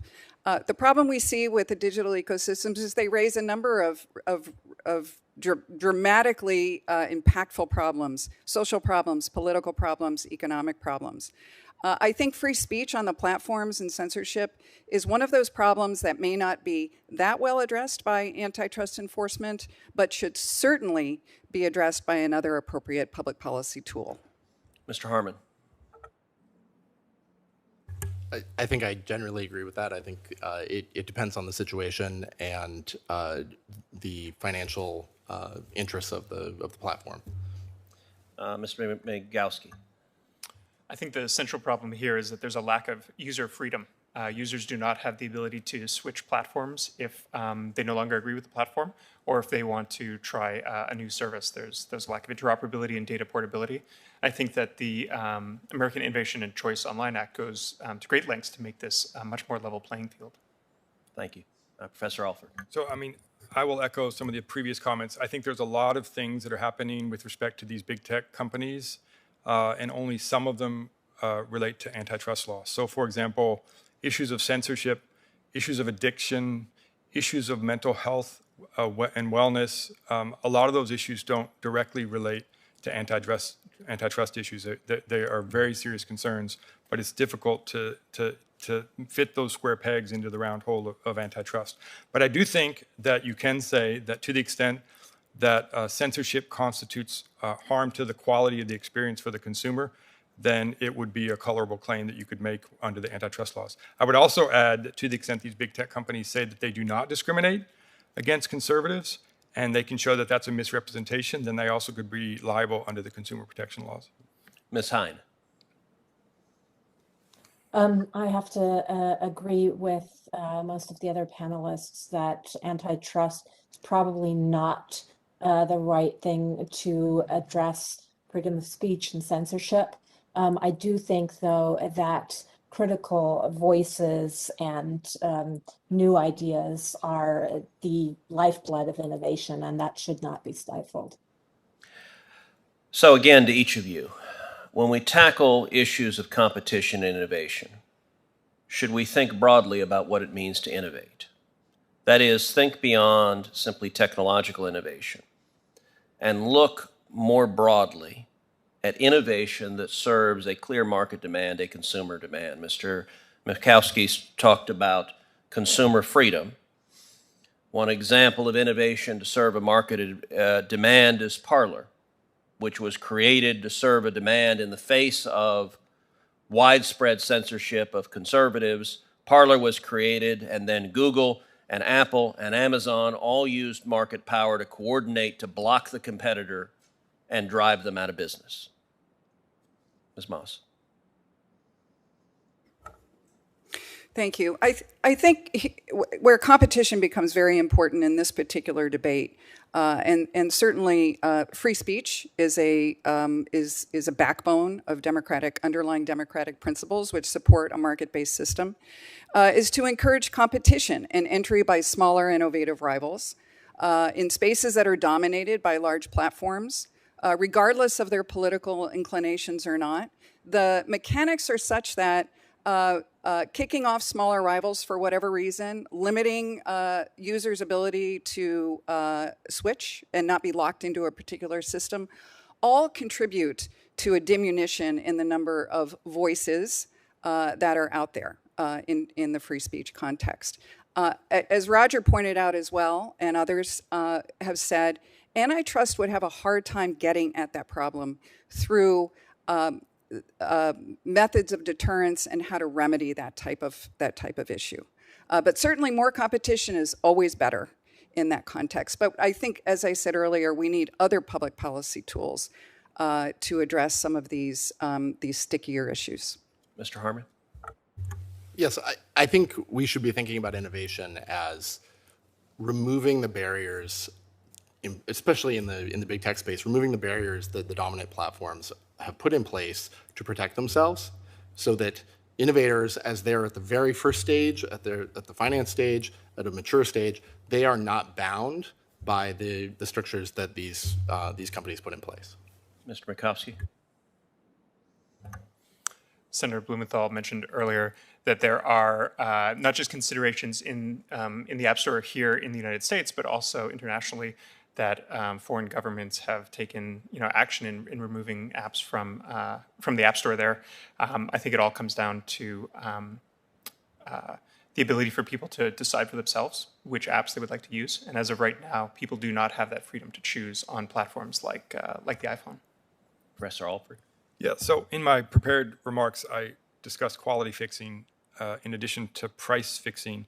And you and Senator Lee have both talked about the Parler example in which Google, Apple, and Amazon have kicked off Parler.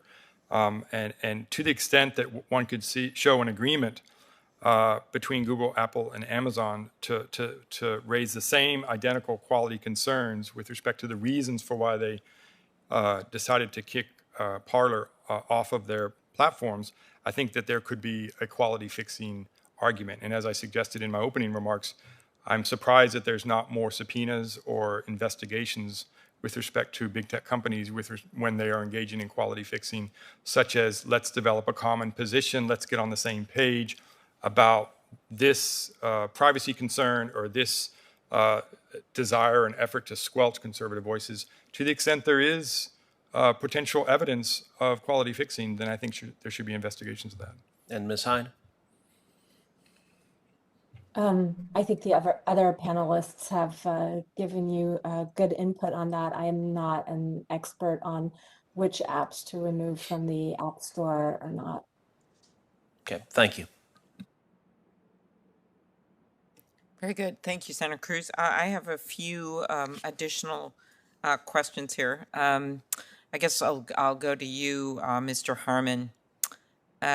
We have heard a lot of misleading claims on TV, on Senator Grassley and I have to deal with these, that we are somehow going to get rid of Amazon Prime. That's one of my favorite ones, when if you look at the bill, it would not do that by any means. But could you talk about what the bill actually does, which is to prohibit platforms from abusing their gatekeeper power? Would these type of rules help or harm businesses that rely on Apple, Google, and Amazon to reach their customers? Thank you, Senator. Yes, these are misleading claims. I think the starting point is, what is a platform? And Amazon Prime is not a platform. If you are a business user of these platforms, you are at the mercy of those platforms to get access to their user, to their customers, to your customers. You're at their mercy on their terms of service that are totally subjective to their whim to change.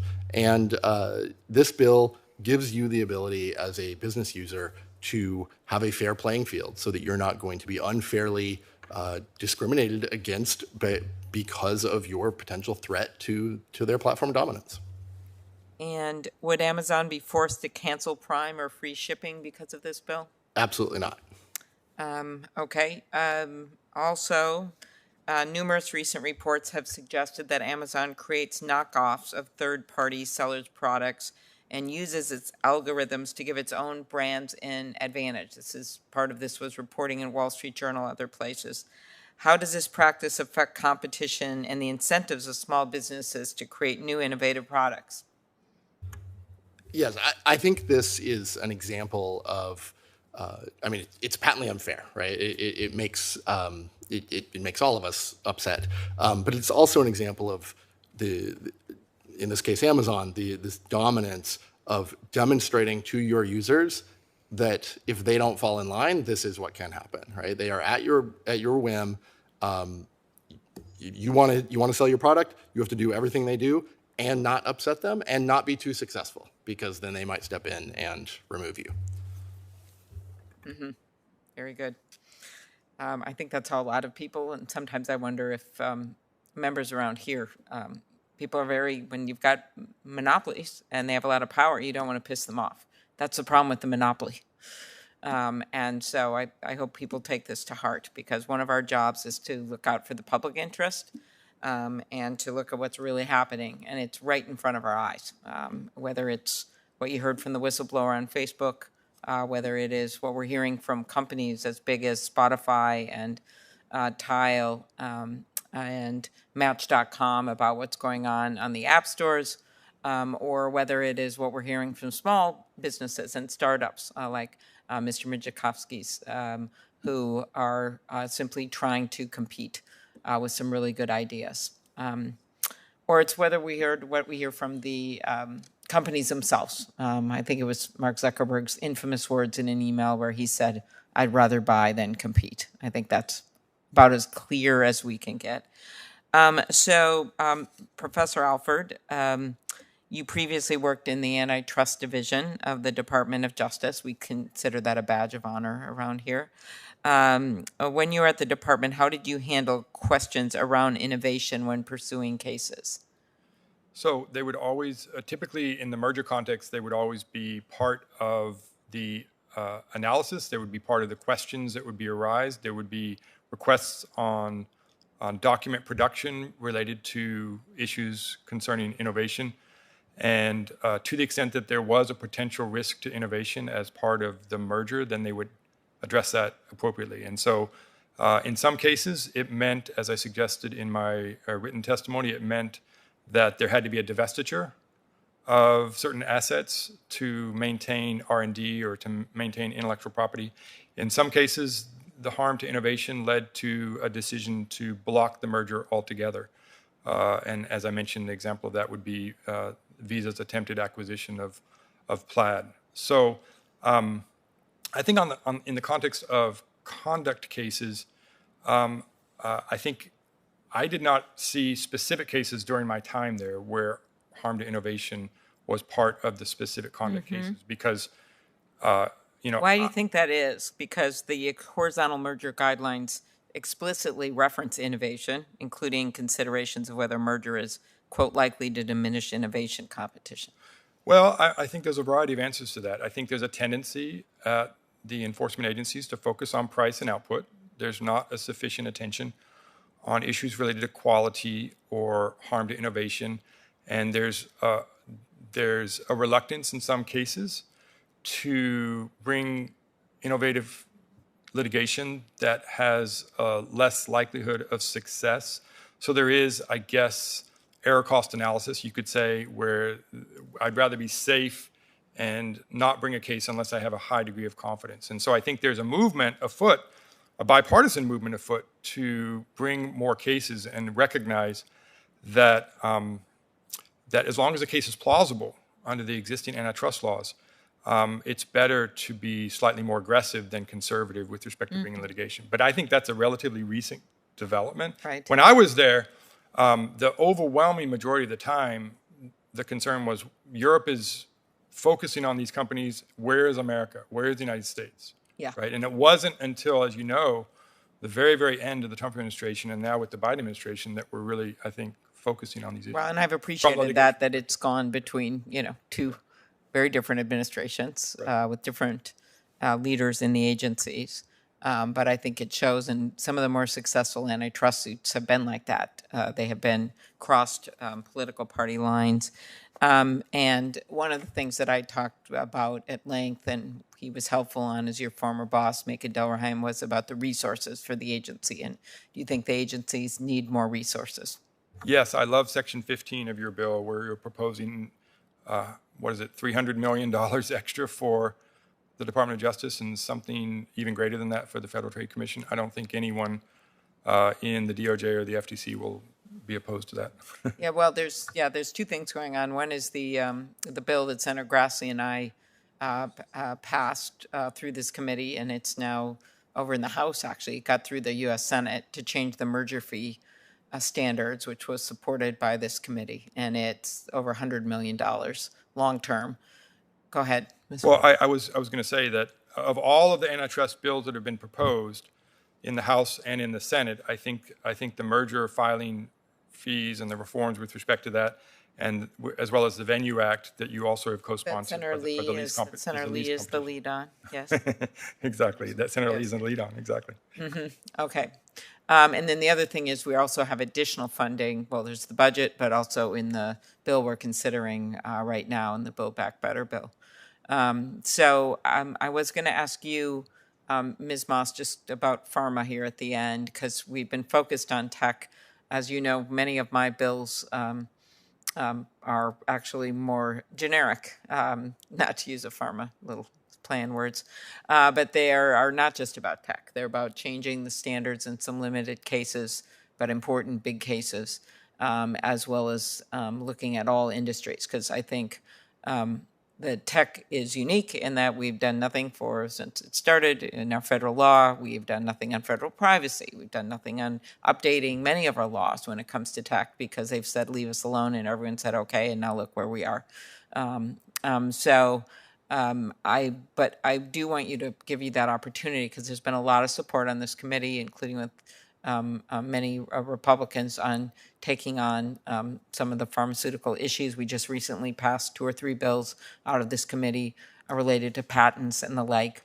To talk about what you're seeing in pharma consolidation. Sure, thank you. So pharmaceuticals and healthcare more generally are some of the most consumer-facing sectors we have. Prices matter to consumers. Drug costs are high in this country. They're a major part of total healthcare spend. And we count on innovation, robust innovation amongst the branded pharmaceutical companies to have parallel path R&D competition, head-to-head R&D competition to produce new branded drugs that make it through to the commercialization process. We count on the generics to be first to file, racing to the finish line to get to that abbreviated new drug application. That's almost a form of innovation in terms of lowering cost to consumers. We see generics now innovating in the super generic space because of the defense patents that are put up by the branded drug companies. But this is all on the decline. If you look at the return on R&D and pharmaceuticals, it is absolutely in decline. And we have strong research, as I noted in my testimony, that says the more competitors you have in the market, the more productivity you'll get out of the R&D process itself. I don't think the FTC's merger policy on pharma has been very helpful. The study we did back in the spring is a real eye-popper. 67 companies allowed to merge with very targeted divestitures. I mean, we're talking about therapeutic value or even molecule-defined markets. So we need to revisit how we look at pharmaceutical markets in the antitrust context. Remedies are beginning to have a bad name. The larger the company, the more concentrated the merger, the more pressure there is on a remedy to restore competition. And that goes, for price competition, quality competition, innovation competition. We're seeing a growing list of failed remedies in all sectors, and including in the pharmaceutical sector specifically. So to revitalize competition and innovation competition in pharma, I think is going to take some major changes in how antitrust enforcers look at those mergers and the policies they pursue. But I strongly need support from Congress and the bills that you have put out, which would be designed to support stronger enforcement, but to also address some of the issues that we have elsewhere in the intellectual property space, in the FDA drug approval space, and opening up possibilities for innovative products like biosimilars and supergenerics. Okay, just 2 follow-ups, last, not on pharma, just because these are things that we keep getting, and I really want to get on the record some answers to these. Mr. Harman, last week in the Commerce Committee, I questioned the head of Instagram about how aggressively his company is targeting teenagers. In fact, there was a document that showed one of them, people that present work there, said it'd be existential threat to the company if they lost teenagers. And it showed marketing increases to their budget. This all came out of the Facebook whistleblower document.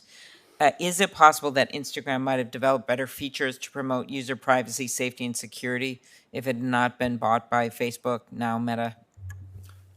Absolutely, and other apps could have developed as well that wouldn't have had to face the dominant Facebook, Instagram, WhatsApp monopoly. Mm-hmm. How does a consolidation of the tech industry deprive consumers of real choice and innovations that could solve issues? I think everyone always thinks price, very important, right? But there's other things. There's bells and whistles about misinformation, privacy violations, harmful content. Yeah, I like to think of it as the things we don't know we're missing, right? The innovations that didn't get off the ground because people didn't want to, or were crushed, but didn't want to take on what was an insurmountable threat to Facebook or to Google or to Apple. I think in the case of the Instagram and kids, I think a lot of parents know something's missing, though. Their kids are seeing all this crap they don't want them to see. They can't get addicted to their phones at age 10. And yet, these companies are the biggest companies the world's ever known, and they could find out like who's using their phones and create some limits on it. But it's not in their best interest because I think it's their interests, as I said the other day, are diametrically opposed to the interests of the parents because they want them on those phones because they want to get the marketing revenue. Last question, Mr. Mijikovsky. In recent weeks, we've heard a lot of misleading claims from groups funded by big tech. There are a lot of groups funded by big tech that have really nice sounding names, as you know.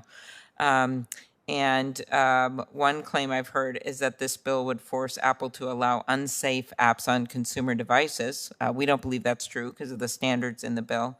And our bill has a specific provision enabling platforms like Apple and Google to take action to protect safety, user privacy, and security. We'll continue to work with them on this, not much longer, because as noted, I think we need a little less talk and a lot more action around this place when it comes to. Someone was complaining about the timeline. I'm like, what do you mean? 25 years that we haven't done anything? Apple does not allow consumers to download apps on their iPhones outside the App Store. And they say allowing side loading would expose consumers to unsafe apps.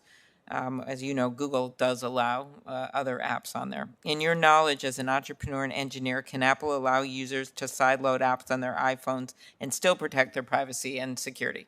Just one little clue, iMacs allow other platforms on there. So, but continue on. I think the simplest answer is that Google currently allows other applications on the Android operating system, and the sky has not fallen. So the same should. Well, and also I meant Macs, not iMacs, but Macs, their own product allow. Any sort of application to be installed. I mean, that was the core foundation of computing, 30, 40 years ago when computers started becoming multi-purpose devices. It was hackers and innovators creating new experiences that no one ever thought of before. Mm-hmm. Part of the way that we can do that is by quickly iterating and building new ideas. That is definitely not the case on iPhone. Mm-hmm. Very good. Senator Lee. Okay, first I want to go back to Ms. Hine. I want to give you a chance to respond to some of Senator Durbin's comments a little while ago. The quote that you shared in your written testimony about Sarbanes-Oxley is one that I've seen in a number of contexts. It is haunting. It's haunting to me, not just as a member of this subcommittee in particular, but it's a signal to me that we ought to be careful. We ought to be cautious always when wielding government authority, that by purporting to solve one problem, we not create a lot of other problems, and that we not thwart innovation and competition. Do you want to respond to that? Well, that's exactly the point, Senator, that I've been trying to make. All of this legislation, Sarbanes-Oxley, Dodd-Frank, very well intentioned, but as economists say, there are distortions and things, unintended consequences of this, and therefore I'm critical of things where we don't know how they will play out, and therefore I think that specifically the point I've been making is around acquisitions, that there is no real reasoning right now why a certain number of companies cannot or have larger hurdles to acquisitions. Right. And so still using Sarbanes-Oxley as a model then, I mean, as Senator Durbin points out, there were issues that led to that. Now, I happen to not agree that Sarbanes-Oxley was the only answer that could have been concluded. I don't think that was the case. But the fact that there are legitimate reasons that cause Congress to be considered, and then actions taken by Congress through a change in law to create additional obligations that can be put in place by the overpowering force of the federal government, the fact that there are somewhere along that chain legitimate concerns animating those doesn't obviate the need to look for negative unintended consequences on competition. You'd agree with that? Yes, Senator, I agree with that. As I mentioned, I don't think that the sledgehammer of legislation is necessary here, but actually adding those resources to the FTC and the Department of Justice to look at these things very individually and figure out what are actually the aspects of that anti-competitive behavior that need to be stopped. You gave a good example there with advertising technologies and being on the buy side and the sell side. Those are exactly areas where action is needed, and that has nothing to do with acquisitions. Thank you. Professor Alford, a few months ago we saw actions taken by three tech giants, Apple, Google, and Amazon, over about a 48-hour period to take down what was then a new and budding and somewhat promising social media platform called Parler. Now, I don't know to what degree they were coordinating that or they were colluding in doing that. What I do know is that all three of them took action at almost exactly the same time with near surgical precision in order to take down a much smaller company, one that, as best I can tell, didn't compete with any of them. This is concerning to me. And, you know, since then, Parler has been able to get up and operate again, but they were badly wounded in the process, and the astronomical growth that they had seen up until that point halted. When you halt that kind of growth, it tends to lose its momentum. I'm not sure where they are now, growth-wise, but this is concerning. It raises questions in my mind. You want to help me understand, how do we distinguish between legitimate standard setting and the collusive quality fixing that you mentioned in your testimony? Yeah, I mean, you've raised this issue numerous times, and I think it's an incredibly important issue to think about. I mean, if you think about alternative platforms that might be able to compete with Facebook, one can well imagine the network effects that would result from a mass migration of essentially conservative-minded people wanting to go to another network, just as one can think of TikTok as a mass migration of really, really young people wanting to go and migrate toward a really young platform. You can certainly imagine a world where there would be a plurality of platforms, and they could break off on a whole variety of different lines, including regarding political alignment. And so I think that they viewed Parler as a very serious threat. And as you said, you would have to show, I mean, to the extent that Google, Apple, and Amazon colluded with one another and coordinated with one another to say, yeah, let's use the same arguments, you know, together at the same time to take down the app and do it, as you said, within a 48-hour period, that definitely should raise alarm bells. I don't know why there has not been CIDs issued to these companies with respect to quality fixing like that. I think the larger point that you raised, though, is that the fact that they feel that they can do this suggests that these companies themselves know that they are monopolies, right? As you put it in your speech to NetChoice, conservative anger at big tech is real, and it's entirely justified. No business would treat its customers with the prejudice and disdain shown towards conservatives by big tech unless that business were confident that it was the only game in town. So I think at a minimum, it reflects the power that they feel.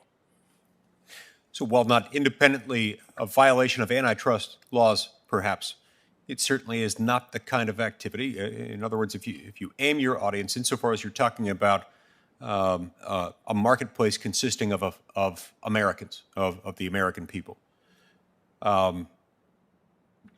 it would cause one to wonder why and under what circumstances a company would deliberately alienate roughly half of its potential user base or customer base.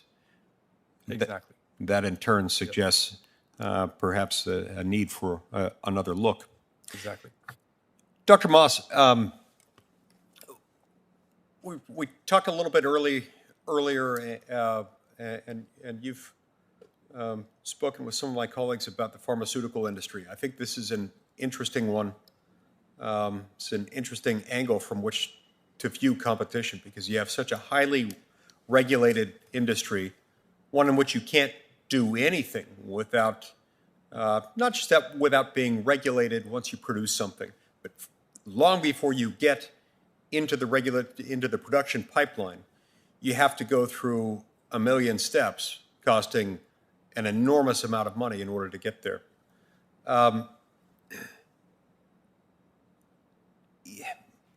As a result of this, you have a lot of companies that never really can make it to production. They will always be acquired. That's part of their business plan, is to be acquired, because they don't have all the resources to make it through to and then through the phase 3 clinical trials and everything else that goes along with it. So getting acquired is not only part of the plan, it's the entire plan for many of them. How do you solve that kind of regulation-induced consolidation?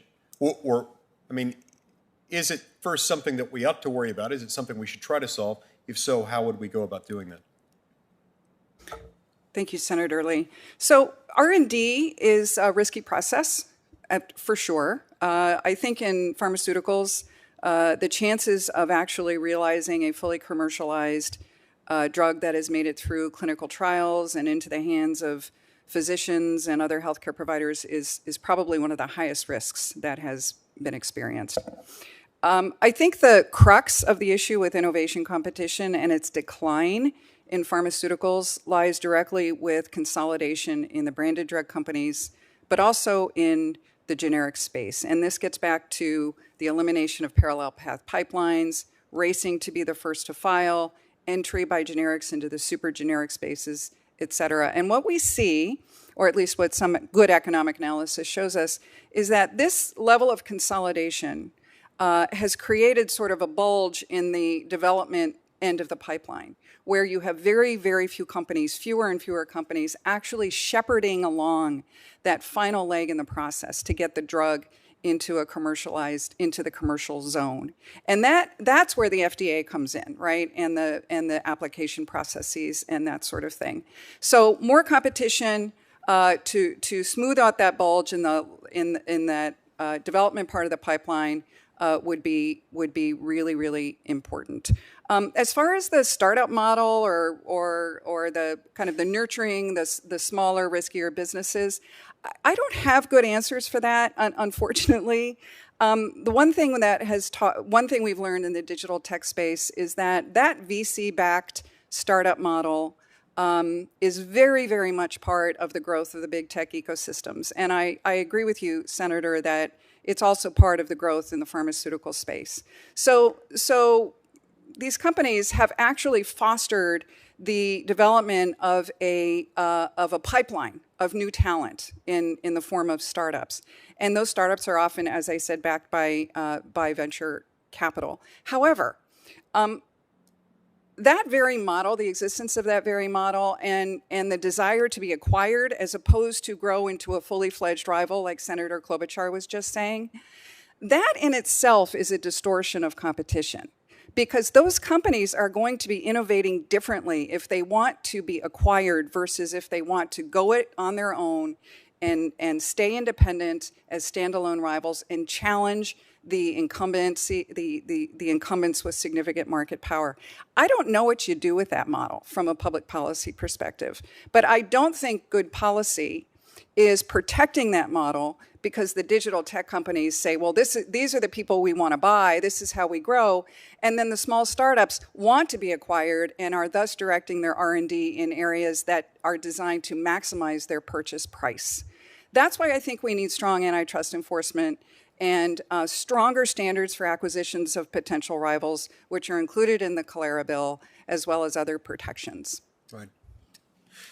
You can also see I always think about industries that are either born into regulatory captivity or born into regulatory freedom. You see this elsewhere in other heavily regulated industries, some of them by the same regulatory bodies. The FDA, for example, also exerts its heavy hand in things that are not pharmaceutical products, but things like the owlet sock that I mentioned a minute ago, where you just have moms and dads who want to be able to monitor their baby's heart rate and oxygen levels remotely. It's a convenient way of doing this. It's not a device that promises or purports to be there for diagnosis or treatment of any medical condition. They just rest a little easier being able to look at a number and say, yeah, that looks like things are going well in there. And they don't have to go walk into the room risking waking up the baby. There are a whole bunch of people in Utah and elsewhere across this country who are now very upset that they can't get this thing.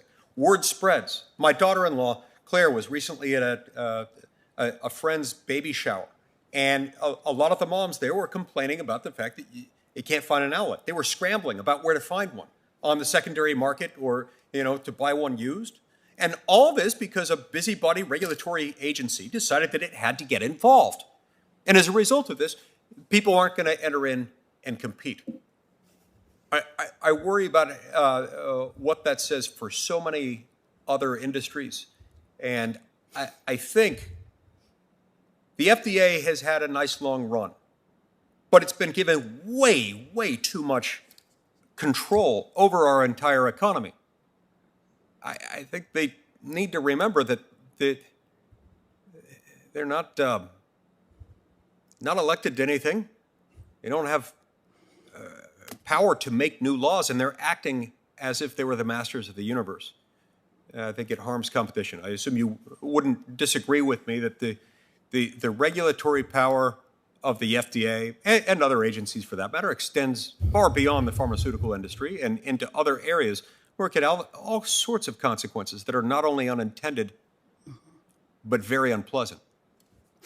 As an economist, I have to mention, of course, that there is this thing called regulatory capture, which we do worry about. I'm a former federal regulator myself over at the FERC for many years during the open access rule, and saw the rough and tumble of vested interests in large dominant firms wanting regulation that would actually make their lives easier as opposed to inject oversight and competition into the market. So we should not forget that regulation, good regulation, well-structured regulation that achieves objectives with minimal side effects or distortions is really an important goal. Second, I think it's worth mentioning that if we want to stimulate innovation competition for the benefit of consumers and workers and entrepreneurs, we cannot apply a one-size-fits-all regulatory model to everybody. So case in point, I did a podcast, an AAI podcast, Ruled by Reason, with two really innovative entrepreneurs in the beef sector. These are small, independent cattlemen. They have innovative ranching operations. They are essentially microprocessors. Well, these guys can't compete because the USDA imposes standards on them for food inspection, animal inspection, that they would impose on a large packing facility. So it's really expensive and hard for these smaller players to be innovative and enter markets when they are subject to one-size-fits-all regulation, regardless of size. Thank you. You kind of lost me at Masters of the Universe. I was thinking that wouldn't be a bad title to have right now around this place. Try to get some things done. Okay, so I just want one follow-up here, I guess from maybe two of you. Ms. Hines testified in just the latest questions from Senator Lee that small entrepreneurs would be hurt by legislation to limit serial acquisitions by dominant platforms. Do you agree, Mr. Harman? No, I think it. I would like to associate myself with the comments of Ms. Moss. I think it is a market distortion that everything is focused towards being purchased or not upsetting the dominant players. And I think getting the dominant players out of that market will cause innovators to be able to the sky's the limit. Build what they want and not be afraid of the consequences from big dominant players who control the market. Mm-hmm. And I just always figured out that our laws have to be as sophisticated as the economy that we're dealing with. And I think it's one of the reasons you've seen bipartisan support on the merger issue. Honestly, there are a number of people that are supportive on the conservative side, including Macon Delrahim on the taking that merger standard of flipping the burden for the biggest deals and extending it beyond tech. But that being said, I think it's very important to note we're dealing with several different bills here. One is on the merger issue, so I have one that would cover all aspects and different players, and not just in tech. Senator Cotton and I have one that's focused on tech. Then we have the bill that I wanted to focus much of the discussion, which it has in this hearing, on some of the exclusivity conduct. And this is what Mr. Mijikovsky is getting at, where these platforms are favoring themselves over others. And it wouldn't mean the platforms go away in any way, nor does some of their very important offerings. But what it means is that you just have some fairness. Because there's been no rules of the game set. And that is the bill, just for anyone watching at this late hour, that Senator Grassley and I have put together with the Ocean's 11 of sponsors. That was Samantha B's line. And then we have app stores, which is a specific focus very related to the exclusivity and the non-discrimination bill that we put forward. And then we have other bills, which Professor Alford was focused on with the helping the agencies, and Ms. Hines mentioned as well the need to have good people in these agencies who are doing their jobs in a moment where we're seeing more and more consolidation. There's going to be more and more mergers coming before these agencies across the board, and we have to make sure they have the resources that they need. So that's another area of focus. Then we have bills related to pharma and agriculture consolidation that we've had hearings on in this subcommittee, as well as the work being done over on the commerce side. Again, back to tech, but really across the economy on privacy and sharing data. And Senator Cantwell's leading the efforts on that, as well as some kids-specific legislation on protecting. And then we have Section 230, which we blissfully did not discuss at length. I say blissfully because we could have a lot bigger discussions and have had on this committee, as well as not just subcommittee, the committee, which is something that, if everything is stalled out here as the tech companies put millions and millions of dollars up on TV ads, specifically targeting my colleagues in the Washington, D.C. area, I would hope that they are smarter than that. To realize that's why they're getting targeted on late night TV when they come home from work, or the 2,500 tech lobbyists that have been hired. I would hope that they see beyond that, because at some point we're going to have no choice but to make major changes to Section 230, because if we can't get anything moving, which maybe you could describe as the more chisel effect, in terms of going after, on the merger side, going after the anti-discrimination conduct, or the pro-discrimination conduct that's happening right now, going after privacy. So my view is I'm going to get there too, to where a number of my colleagues are. It's just getting rid of any immunity at all. Right now I have targeted immunity bills. If we don't get something done here. And I'm speaking now to an empty room, but it's not because the senators weren't here. They were here in droves, which I really appreciate. But in terms of interest of the Senate as a whole, that's what we have to see in the next few months. We can't wait. An election is upon us. We've got to get the markup in January on a few of these bills. I would suggest the exclusivity bill, the bill that I have with Senator Grassley. I would also put on the record the recent piece he wrote for the Des Moines Journal, Des Moines Register, on the bill, as well as the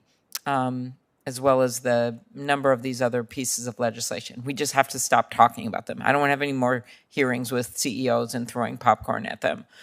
We need to have action and get this done. And that is not for you witnesses who are valiantly stuck through until 5 p.m. at this hearing, but it's really for my colleagues and the rest of the Senate especially, that it is just time to bring these bills up for markups, no more hearings, markups, so that we can get them to the floor. You know, Professor Alford, two of the bills, one's passed the Senate merger bill, the other the venue bill, which is now headed to the floor, as well as a few other bills that are focused on farm and other things. That's great.